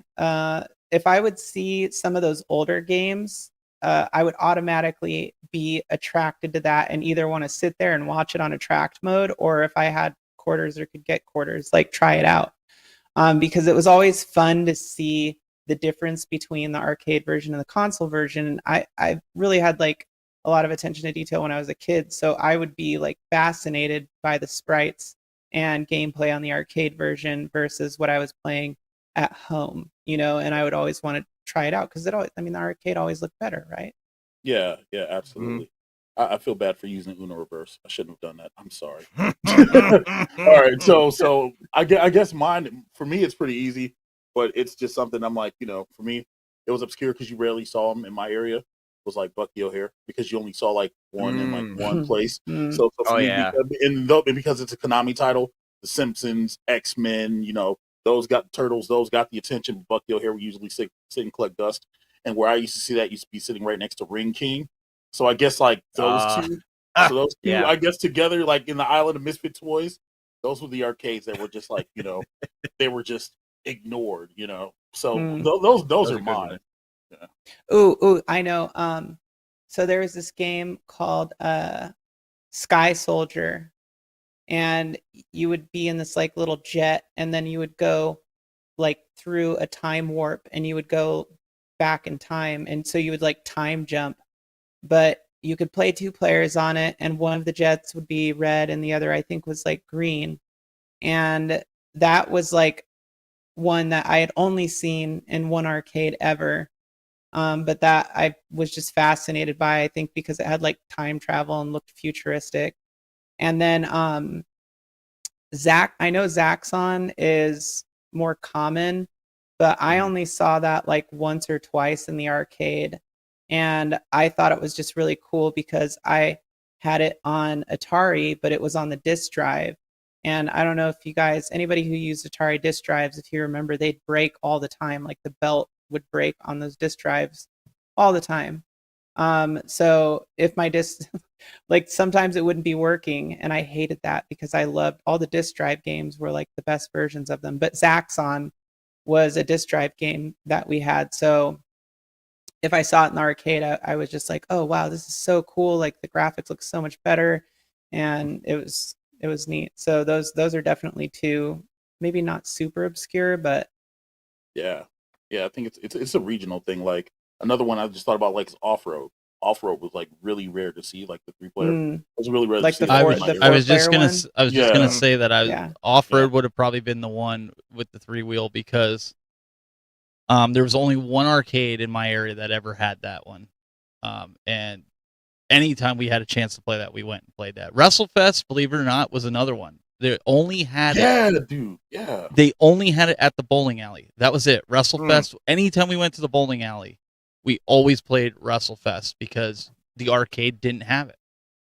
Yeah. Like there was literally this obscure store for like 40th and Capitol that literally had WrestleFest, and they were so it was like you go get groceries, you play WrestleFest. Literally was like the only arcade there. Yeah. So I think that's probably part of the reason why I love that so much. But yeah, WrestleFest too.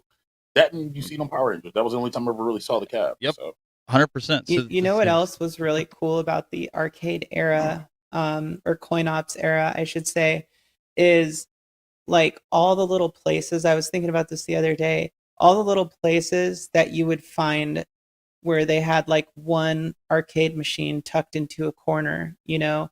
Right. Like my dad used to take me to this donut shop before school in the morning if we had time. And he would take me, but then he would play Commando, and I would just sit there and watch him, play Commando. And we would get donuts. He would play that before we left, and sometimes he'd let me play with him, and then he'd take me to school. But there was tons of other places like laundromats or other random places where you would see arcade machines, like one, maybe sometimes two, kind of like tucked into a corner or next to a vending machine or something like that.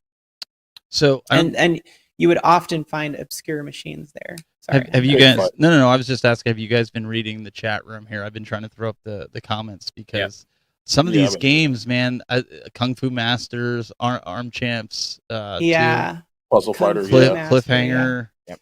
These guys, it's interesting because I think we're making everybody think back. But the more I think about it, I think we'd all agree, right? A lot of the games they're mentioning were obscure, and we probably found ourselves playing these games when we could. You know what? When you get up to the more modern era, so to speak, but like the MVC2 time frame, so like Super Puzzle Fighter 2 Turbo, but okay, Pocket Fighter and Rival Schools by Fate. I saw those two in the arcade before they were ported over to like PlayStation and Saturn and stuff. And I remember seeing Rival Schools and Street Fighter EX and thinking like, what is this? Like what has happened to arcade games? Like, is this how Street Fighter is going to be from now on? And EX came out before 3. So it was, so it was like, information wasn't as readily as available. So it was like, I would go to the arcade somewhere else, far away from where I live, or not that far, maybe like 45 minutes, and see all these games that I hadn't seen at my arcade. And I'm like, this is crazy. like 3D Street Fighter and Rival Schools by Fate, and I think even Soul Calibur at one I was point. just going to say Soul Edge. I was just say never. I saw Soul Edge. Yeah, Soul Edge. That was it. Soul Edge and Soul Calibur. And one of the craziest things about Soul Calibur was, when they ported it over to Dreamcast, how much better they made it look. I never saw Soul Calibur in the arcade until after I played it on Dreamcast. So I went to the arcade one day and saw it there, and I was like, "What is this crap? The Dreamcast version's better than the arcade."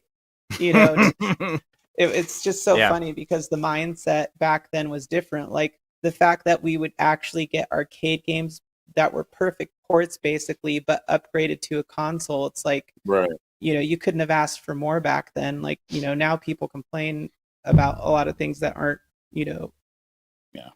And then, and even in the more modern age, going to an arcade and running into like a Tatsunoko versus Capcom was like running into a freaking unicorn in the wild. Right. Oh yeah. I've never seen that in an arcade. Yeah. Never.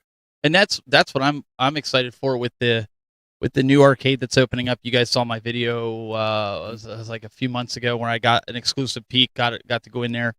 They have every game. I mean, Jayde was throwing games at me. I'm like, yep, they have it. They have it. What was the one, Jayde, that you wanted to know if they had computer space?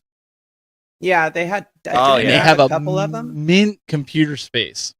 So these are cabs that none of us maybe got to play them in real life unless we went to a con that had it. Like I know Bill, you and Glenn went to one and you got to play some of this. They had that computer space. I never played one in the arcade. So for me to be able to go in there, or even some pinball tables from the 60s and the 50s, I think that's awesome. I think that's something that I can really get behind. And just seeing the chat room here, Soul Calibur, I kind of agree with you, Jayde, with that. Like I saw Soul Calibur there for the first time. I was like, "What is this?" like this yeah, is right. Not... I mean, and that's one of the crazy things too. Just like talking about that time frame was the Dreamcast is literally a home arcade, and then I was op checking like a lot of my peripheral things for the Dreamcast, and because I'm going to do a video on it, but I'm like, dude, it's crazy when you think about it, because like the Dreamcast was literally an arcade machine that you plug into your TV, and you can play gun games on it, you can play fighting games on it, there's a fighting stick for it, they have a keyboard for it, they have all these attachments, a fishing rod that you can use with it, all these attachments that you can play like literal games that were in the arcade at that time. And sometimes the Dreamcast version was significantly better, noticeably better, because of some of the options were on it. And then there's those guys who did the Atomic Wave to Dreamcast ports. And I recently put all those onto my SD card for my GDMU, and I'm like, this is crazy. It's crazy to me that literally you're taking the arcade version of an Atomic Wave game like Samurai Showdown 6 and just putting it in your Dreamcast, and it just plays it. It's not ported. It's literally the arcade version, and the hardware just plays it because it's compatible with it. Yeah, it's one of those things that the guys in the chat room, it just keep going. I'm watching the comments and I'm like, man, I do remember that game, but I don't remember seeing that one in the arcade or that one in the arcade. Yep. I think this is Bill. I think you hit something here that really grabbed a bunch of heartstrings here for people.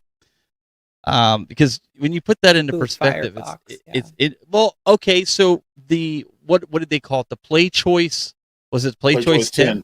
Play Choice 10, yeah. I never saw one of those in an arcade ever. I think I saw it maybe once.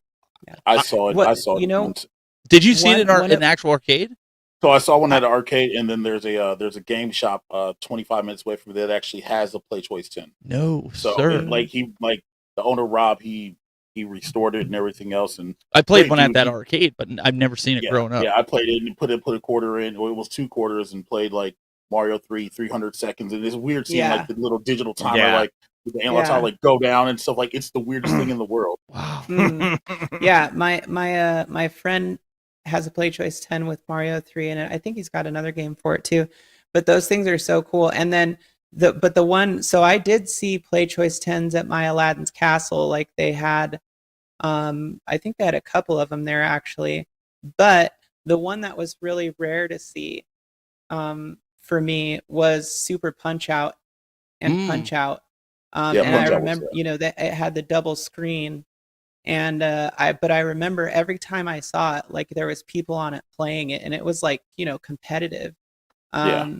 But that was like one that I only remember seeing at one arcade that I would go to, and it was at an amusement park that had like a huge arcade. Like they had, Dragon's Lair and all these other games. I can't think of it, but it was a game I played just recently at that arcade, and maybe one of you guys know what it is, but you sit there and you shoot these, I think you shoot turkeys, and after you get past the level, it has, but it has like real feathers that pop up in the screen. Like it has like an air poof. I have to go back and watch it on the video, but he had really? Yeah, he should. I remember Do you that. from remember the he video showed? He should. showed. It was. I had never Yes. seen that arcade ever. I've never even heard of it. Nope. Jade, if you saw it, there's like an air compressor and like at the end of the level after you shoot all the turkeys, the feathers come up in the screen. Yeah. It's like a double layered glass or something. Yep. It's like that's the wildest. Yeah. I've There never was a- seen that arcade. There was a game I remember I played a few times, and I cannot remember the name of it. It'd be interesting to see if anybody else knows it. And it's a boxing game, but it's actually motion controlled. I forget. I think it actually had gloves you could put on, and then there was a camera that tracked your motion, and you like weaved and dodged and punched. It was like, I mean, like before Xbox had Kinect or anything like that. This was in the arcades.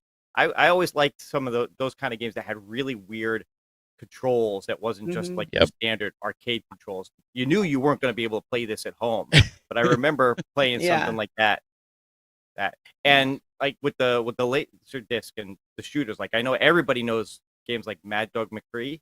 Yes, but there was another one that I liked even better. It was a Police Trainer. Oh yeah, Police Trainer was great. Yeah, remember Police Yeah. Trainer? Yes. Police Trainer was great. yeah. That was a great one, but much lesser known than like the Mad Dog McCrees and the ones like that. Yeah. Ring King. I I remember that. It's funny too because there was always those games that were kind of like piggybacking off of other franchises and stuff, and it was like you had games like Mad Dog McCree and stuff like that, and obviously what was so attractive to people at that time I think was like the realism, the fact that it was like a video, actual like video screen that you would shoot at or whatever and have to like make decisions.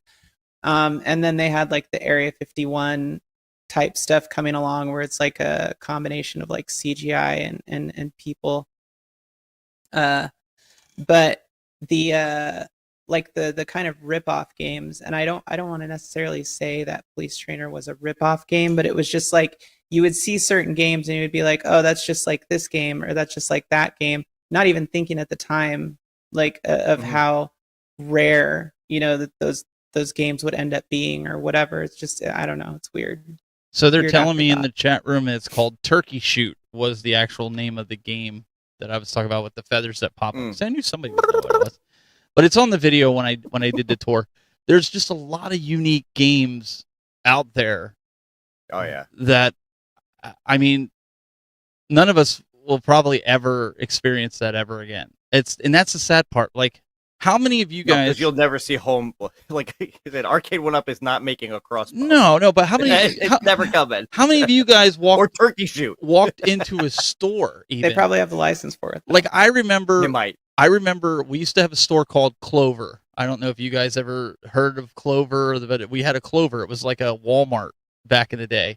It was with Hess's and all these other stores. I remember my parents would go in there to go shopping, and me and my brother would go to the video game section, and we would stand there. The TVs were up on the top, and we would stand there and play Nintendo or whatever other systems that were there. Oh, yeah. That was the only experience we ever had with them. And kids today don't even know what that's like. Like, I would love it if we could go back to where they experience like an arcade like that, or even video games in the store. I mean, they got kiosks now, but half of them they're either turned off or they don't let you play them because might have germs. But to walk in there and just play a game and select from on a CRT. What's that 80s Christmas movie? 8-Bit Christmas. 8-Bit Oh Christmas. yeah. Yeah, that great scene was movie. just It's so yeah, great. that was such an epic portrayal of what it was like as a kid to But we to all play on did those it. kiosks. We Yeah. all did it, Yeah. right? We were all when we were at the stores, the parents would go shopping. We sat there in the video game section, and the workers didn't care because they knew you were going to tell mom and dad that you wanted that game that you were playing there for 3 hours. Yep. Yeah. Yeah, plus if you were standing there playing, you weren't running around making a mess of all the other toys. That's right. And mom and dad could Right. shop longer, so therefore they were spending more money, right? Because they knew Yeah. you were fine. My kids Then- were like, then really? Then they started putting like timers on them. Yeah. They would Because just Yeah, set. yeah. Because there's too many people. That was dirt. yeah. Yeah. But I thought that was great. Best Buy. Remember the big screen at Best Buy? Well, Did you guys ever yep, do that? Yep. We had a thing, Best Buy. There was like you'd go to the gaming section, and it was like a round kiosk that had game consoles in it, like N64. And I remember when Super Mario 64 came out, the main kiosk, the front main kiosk, had an N64 with Mario 64 in it. And then, up top you have the big screen, but the big screen is like 12 or 16, little TVs like put together to make one giant Oh, screen, yeah. Mhm. right? I remember that. Their Best Buy's video game section used to be off the chain. Yep. And Toys R Us. Toys R Us had one of the best. Yeah, and ones Toys R Us. back when. It's so tame now. All those tech stores are just so tame in comparison to like the. Yep. And GI Joel in the chat room says you went over there hoping that there wasn't anyone else there playing, or Mhm. I'm sure Moat did this. They had Street Fighter in there. Boy, he was saying, "Let's go right now. We're taking you I would down." just wait my turn. I would Yeah. just wait my turn. Yeah, because they had it on Super Oh, Nintendo, and I was KI. like, "Yeah, dude, let's go." Yeah, KI on SNES at Best Buy. But that's I what you remember did, right? playing That was Oh yeah. that was your idea of challenging people. Right. Was Yeah, you go to the store, you go to your Kmart, your Toys R Us, exactly at Kmart, exactly. and you challenge. It's like, wow, they got a Nintendo or they got a Yeah. Genesis or whatever. And there was always like vagrant kids, because I would like beg to go to Best Buy. I'd be like, "Can we go to Best Buy?" And there was always like vagrant kids there that would like just tap that thing out, just playing and practicing. And I'm like, "Dude, you've been here for like 5 days. Come on, like let me play somebody else." They just destroy you. But I mean, like I remember seeing the same kids there who I didn't know who they were. Like I didn't go to school with them. I only knew them because I saw them at Best Buy. Do you like see? that's a legit thing. Do you see what Keo said about I have it pulled up there about the big screens at Best Buy? Pulled it through the ceiling. Oh my god! He's What did like, they? "Oh." The thieves just driving around in a crane? How do you even I have do no that? idea. I remember that too. Let's see here. Widow's like, yep, JCPenney's and Sears playing their 2600, 800s and Commodores. What was the other big? Yep. What was the other one? It was another big electronics store that was around, but they went out of business. Silo. Do you guys remember Circuit City. Silo? Oh. Yeah, I was There thinking was- Circuit City. I was thinking Circuit City was another one. Yeah. Circuit City had a Yeah. lot of that too. And Sears. He said it was done in the middle of the night back in the 90s or the late 90s when that went out. Makes Wow. sense. If these kids could just experience what we went through, I think we had a cooler upbringing than our parents did. Well, Like- it's like they don't need to go do that stuff now, because now they can just watch a YouTube video, or they Yeah. can watch Yeah, a but it's preview not video the ordering online. Yeah. It's Oh, not I know the it's not the same, same. But literally, Yeah. like if you have a teenage kid, dude, and you say to them like, "Hey, let's go check this out," yeah, I'll just watch your review on it and see if it's any good. And I'm just like, Or 90% of the time, the games that are in the kiosk, you've got them at home. You've got demo versions of them Right. at home. They're the demo versions in the Exactly. kiosk anyway. If you own a PlayStation or a Switch, you don't need to go there and play the newest Kirby, But it because was you got the demo already. experience that was. But look, that's like a Master System. Okay, like you would Sega Master System. So I forget what the name of the place was. It wasn't Circuit City. We've talked about this before. I can't remember the name, but it was like Circuit City, and basically service they had- merchandise. no, Oh, I we're not remember going that down story, that rabbit yeah. hole. But they had Atari there. They had Sega, Nintendo, and I can remember going in there, and you would be able to just put on the glasses, and they had the Master System hooked up to a small CRT, and you Mhm. could use the light gun. You could play the 3D games or whatever. And I even remember that there was people who worked there who, if you asked them, sometimes they would change out the game for you. Yep. And this is when I was like pretty small, pretty little. But anyways, I remember that era of the 8-bit, like the cross between, like home computer gaming and like actual just console gaming. And being able to do that, like you could just put the glasses on, try out the 3D games, and you could see how cool a lot of these systems were, just going to the store and play them.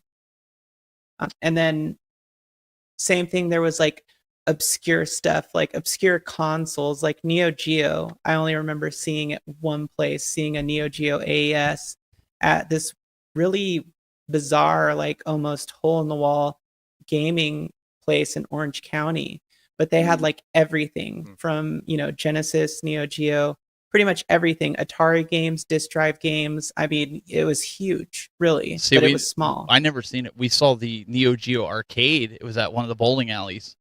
That's how I found out about what Neo Geo was. And the guy there was like telling us about it, and he's like, yeah, these are the same exact games. They're just made for the home console version, but you can take your memory card and use it at the arcade. And I'm like, what is this witchcraft? Like, and I'm like, Dad, can we get this? And he's like, no, that's like $800. And it was $800 of money then. Imagine that's like $1,600 to $2,000 today. So it's like, and then the games were a couple $100. Oh yeah, exactly. That was like insane.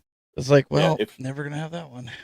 If you got lucky, I know like we used to do it all the time. Like we had Funkoland. I don't know if you guys had like it was like Software Etc. or Babbage's out there. We had Babbage's. We had Funkoland, and so like I was happy when my Retro Life did his video about Funkoland, because literally when he was like, yeah, we should get the guy to switch the game out and test it out, and we would do the same thing, and we'd be in there for like almost an hour just in there testing out whatever else, and then like the people back then were just cool. Now it's just nowadays you go to a store, and I think the reason why you don't have that experience is because like a lot of the employees are just annoyed.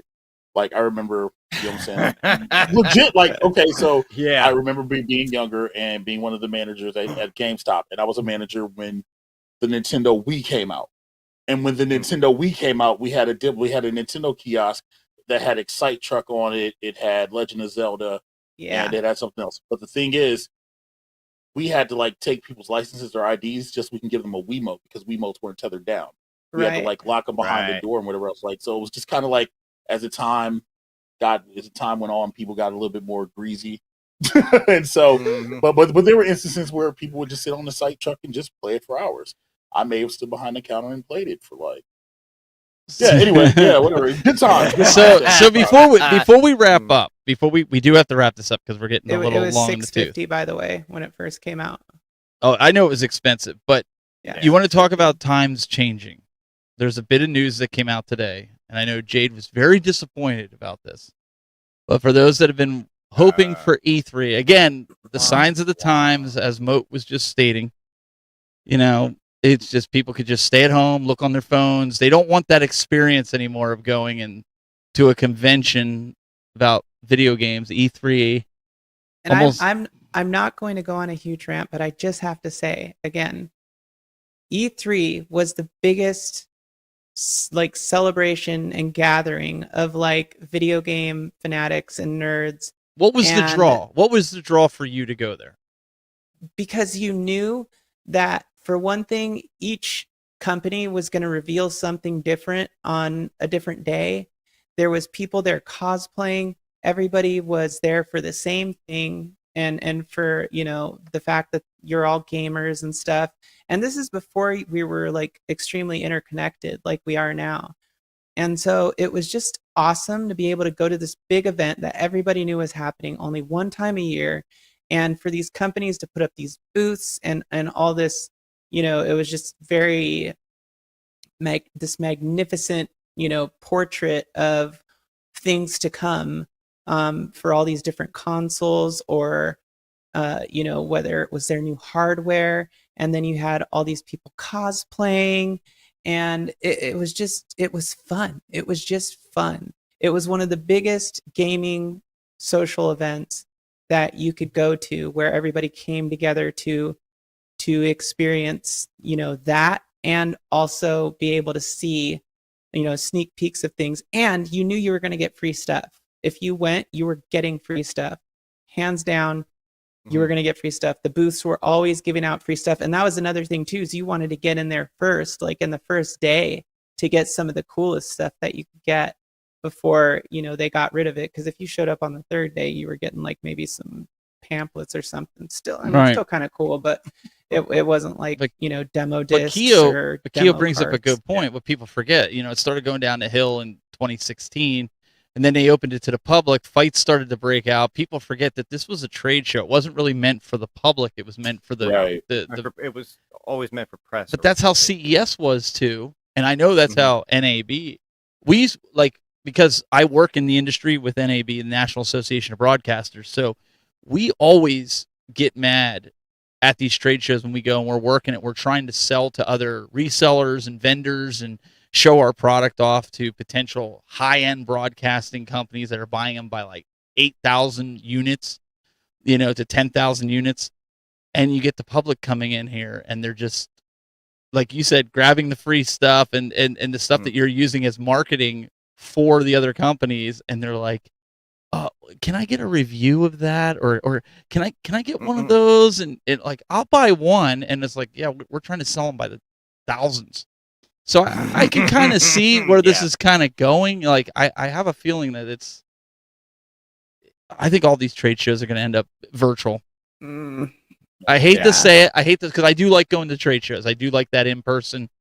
But I think the days of trade shows with companies in it, when you can reach out and get in touch with any company, sending an email, doing a video chat over Zoom, there's no need to go to these and all the overhead in booths when they're $20,000 to $70,000 for a booth and flights and paying your people to stand. I mean, but it would still be cool to have like an event where, even if it was like narrowed down to like not the general public, but to have like an event where you could physically go and see things and touch things, even if it was like, every 2 years or something. Oh yeah. Or, just to have something where, all these companies and developers are going to be able to get together and give people a chance to touch things and experience things in person, and networking is another huge thing. Yes. Yeah, you can network, but now it's to the point where people can just be sent codes for beta keys or whatever else, and just get access to previous builds by downloading XYZ.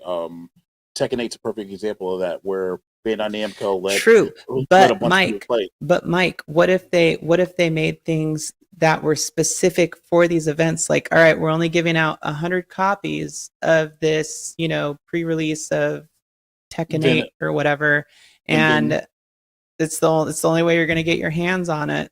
But then it goes back to what Keo's original point was, because then it doesn't go to the people that should have it. That you're going to get going to get the public who get their hands on it, and then try to scalp it for X amount.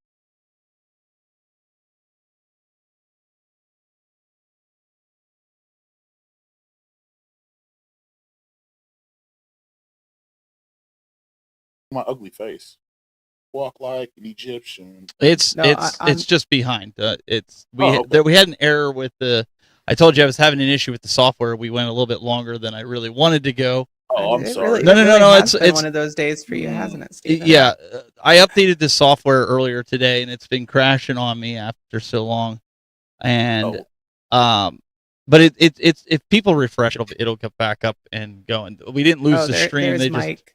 You just have to we're like way behind.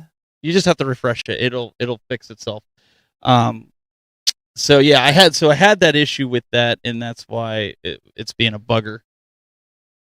It is what it is. What are you gonna do? Up a bugger. Bugger. Yeah, Joe said behind rates of the premium service package. No, yeah. Well, I had the premium, but I think on that note, I think we are gonna wrap it up. It's almost 11 o'clock. It's been nearly bloody 2 hours, man. Yes. What do you think, mate? Jade kept us going yet again.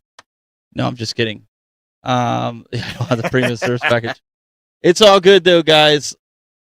we can we'll carry this on next week, and hopefully they fix whatever issue that is going on with it.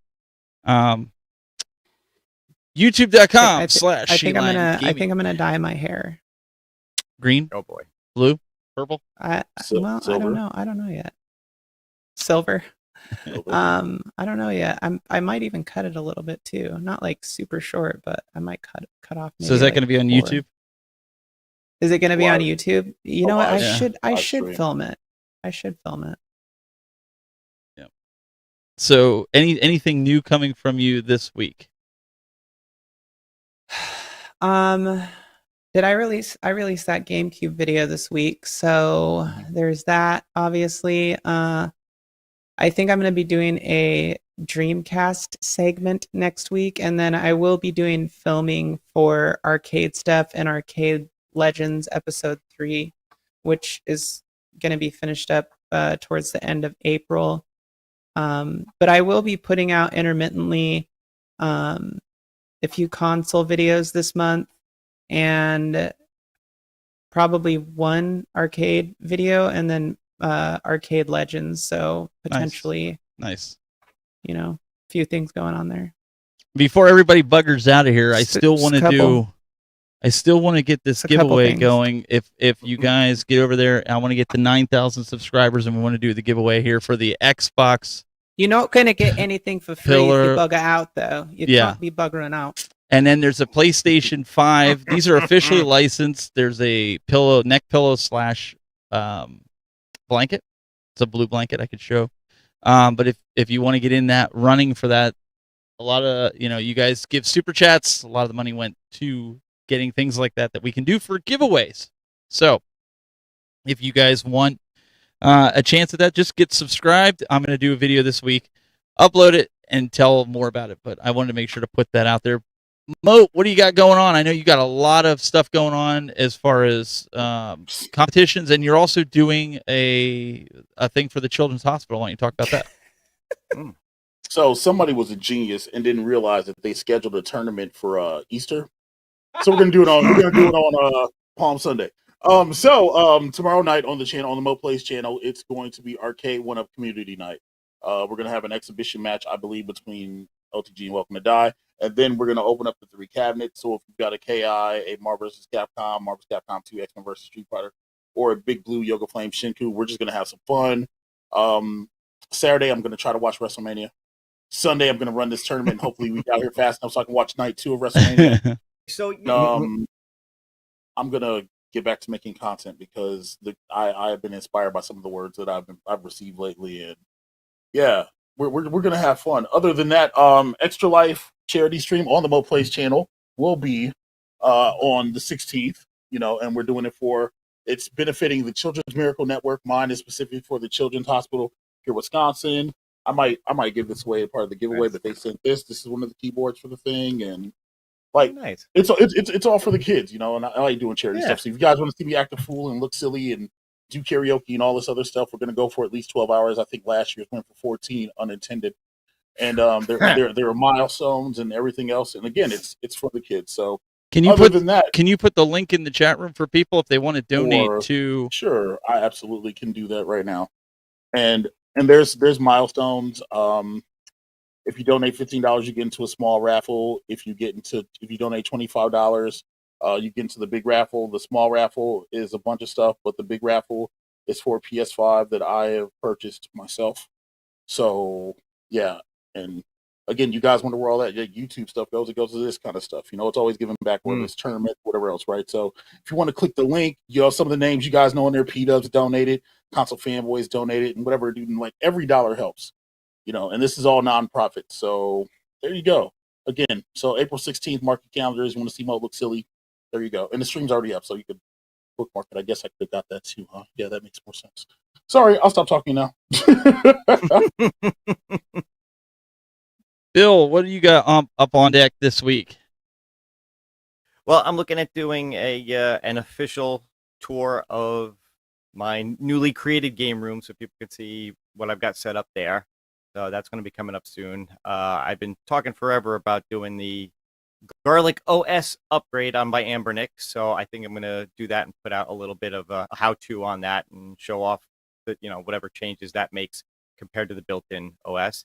And I may or may not have a special surprise for this weekend. We'll see. Nice. I'm just going to leave it at that.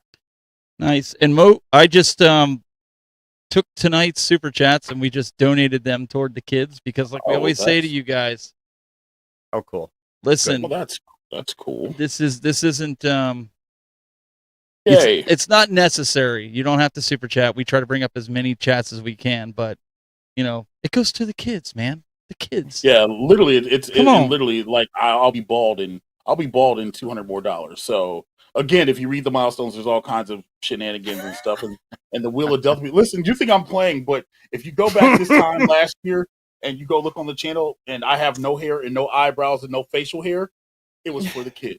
So yeah, just saying, it's for the kids. And then if you donate, you can always say, I had a hand in making Moat bald. And hey, if you're that person, it's a tax write-off. So Pikachu. No, it's all good. There you go. It's all good. It's all good. Yep. We got a bunch of guys in there. So guys, at least how long is this going for? 12 hours. So no. But when do they have to stop donating? This goes till when? This goes year round.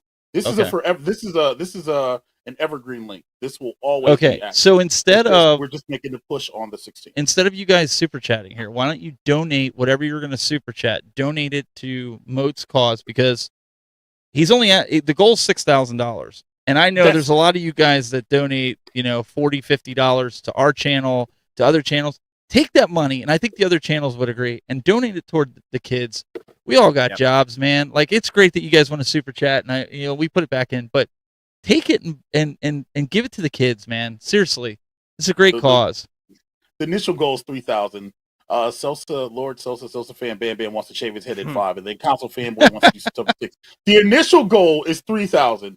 The stretch goals is what made it 6,000. But again, every bit helps, man. Do we have to disclose it? Are we shilling for you? Do we have to disclose any of this? just wondering. No, okay, no. Cool. I am shilling for myself, and this is benefiting the extralife.org. So yeah, if anybody wants to call me on that, that's fine. I'll completely take ownership of that. All right. Well, I appreciate everybody for sticking around for 2 hours. We went too long. 2 hours too long. Sorry. This week, I'm going to try to get another video out of my What's Up Ness. And we'll see what my pickup is this week. All depends on the weather this weekend. So I will keep you guys posted. Until next time, guys. Keep it buzzing. Oh, what a long show. I gotta use the restroom. What are you doing here? Why are you here? Can't you see a guy's got to do what a guy's got to... You already had me for 2 hours. Like, I got to go. Like, this is scary. The fact that you're here. Just go. Get out of here. Go. Lights out. I got to go. Come on. You got to go. Go. Now.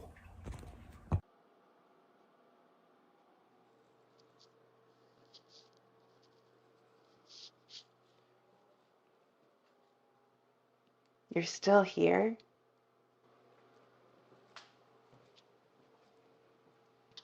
Go home. It's over.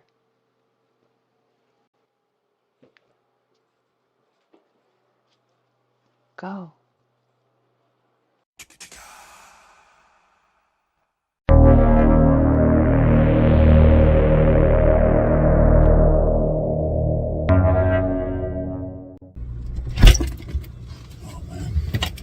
Got something to drink up in here, and there's a little bit of orange juice left in. Wait. What are you doing here? Like, listen, there's an arcade one up at. Y'all can stalk me all these other places. I can't drink orange juice now. Go to bed. Go away. You need something to do. I'm just saying, You don't need to be up in my fridge. Like my fridge of all places. Come on now.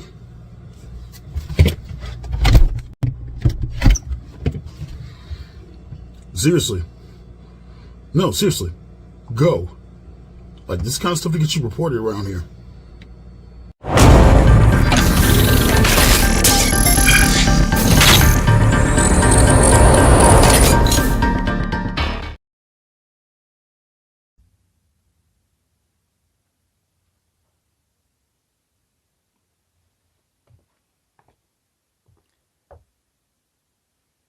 You're still here? It's over. Go home. Go.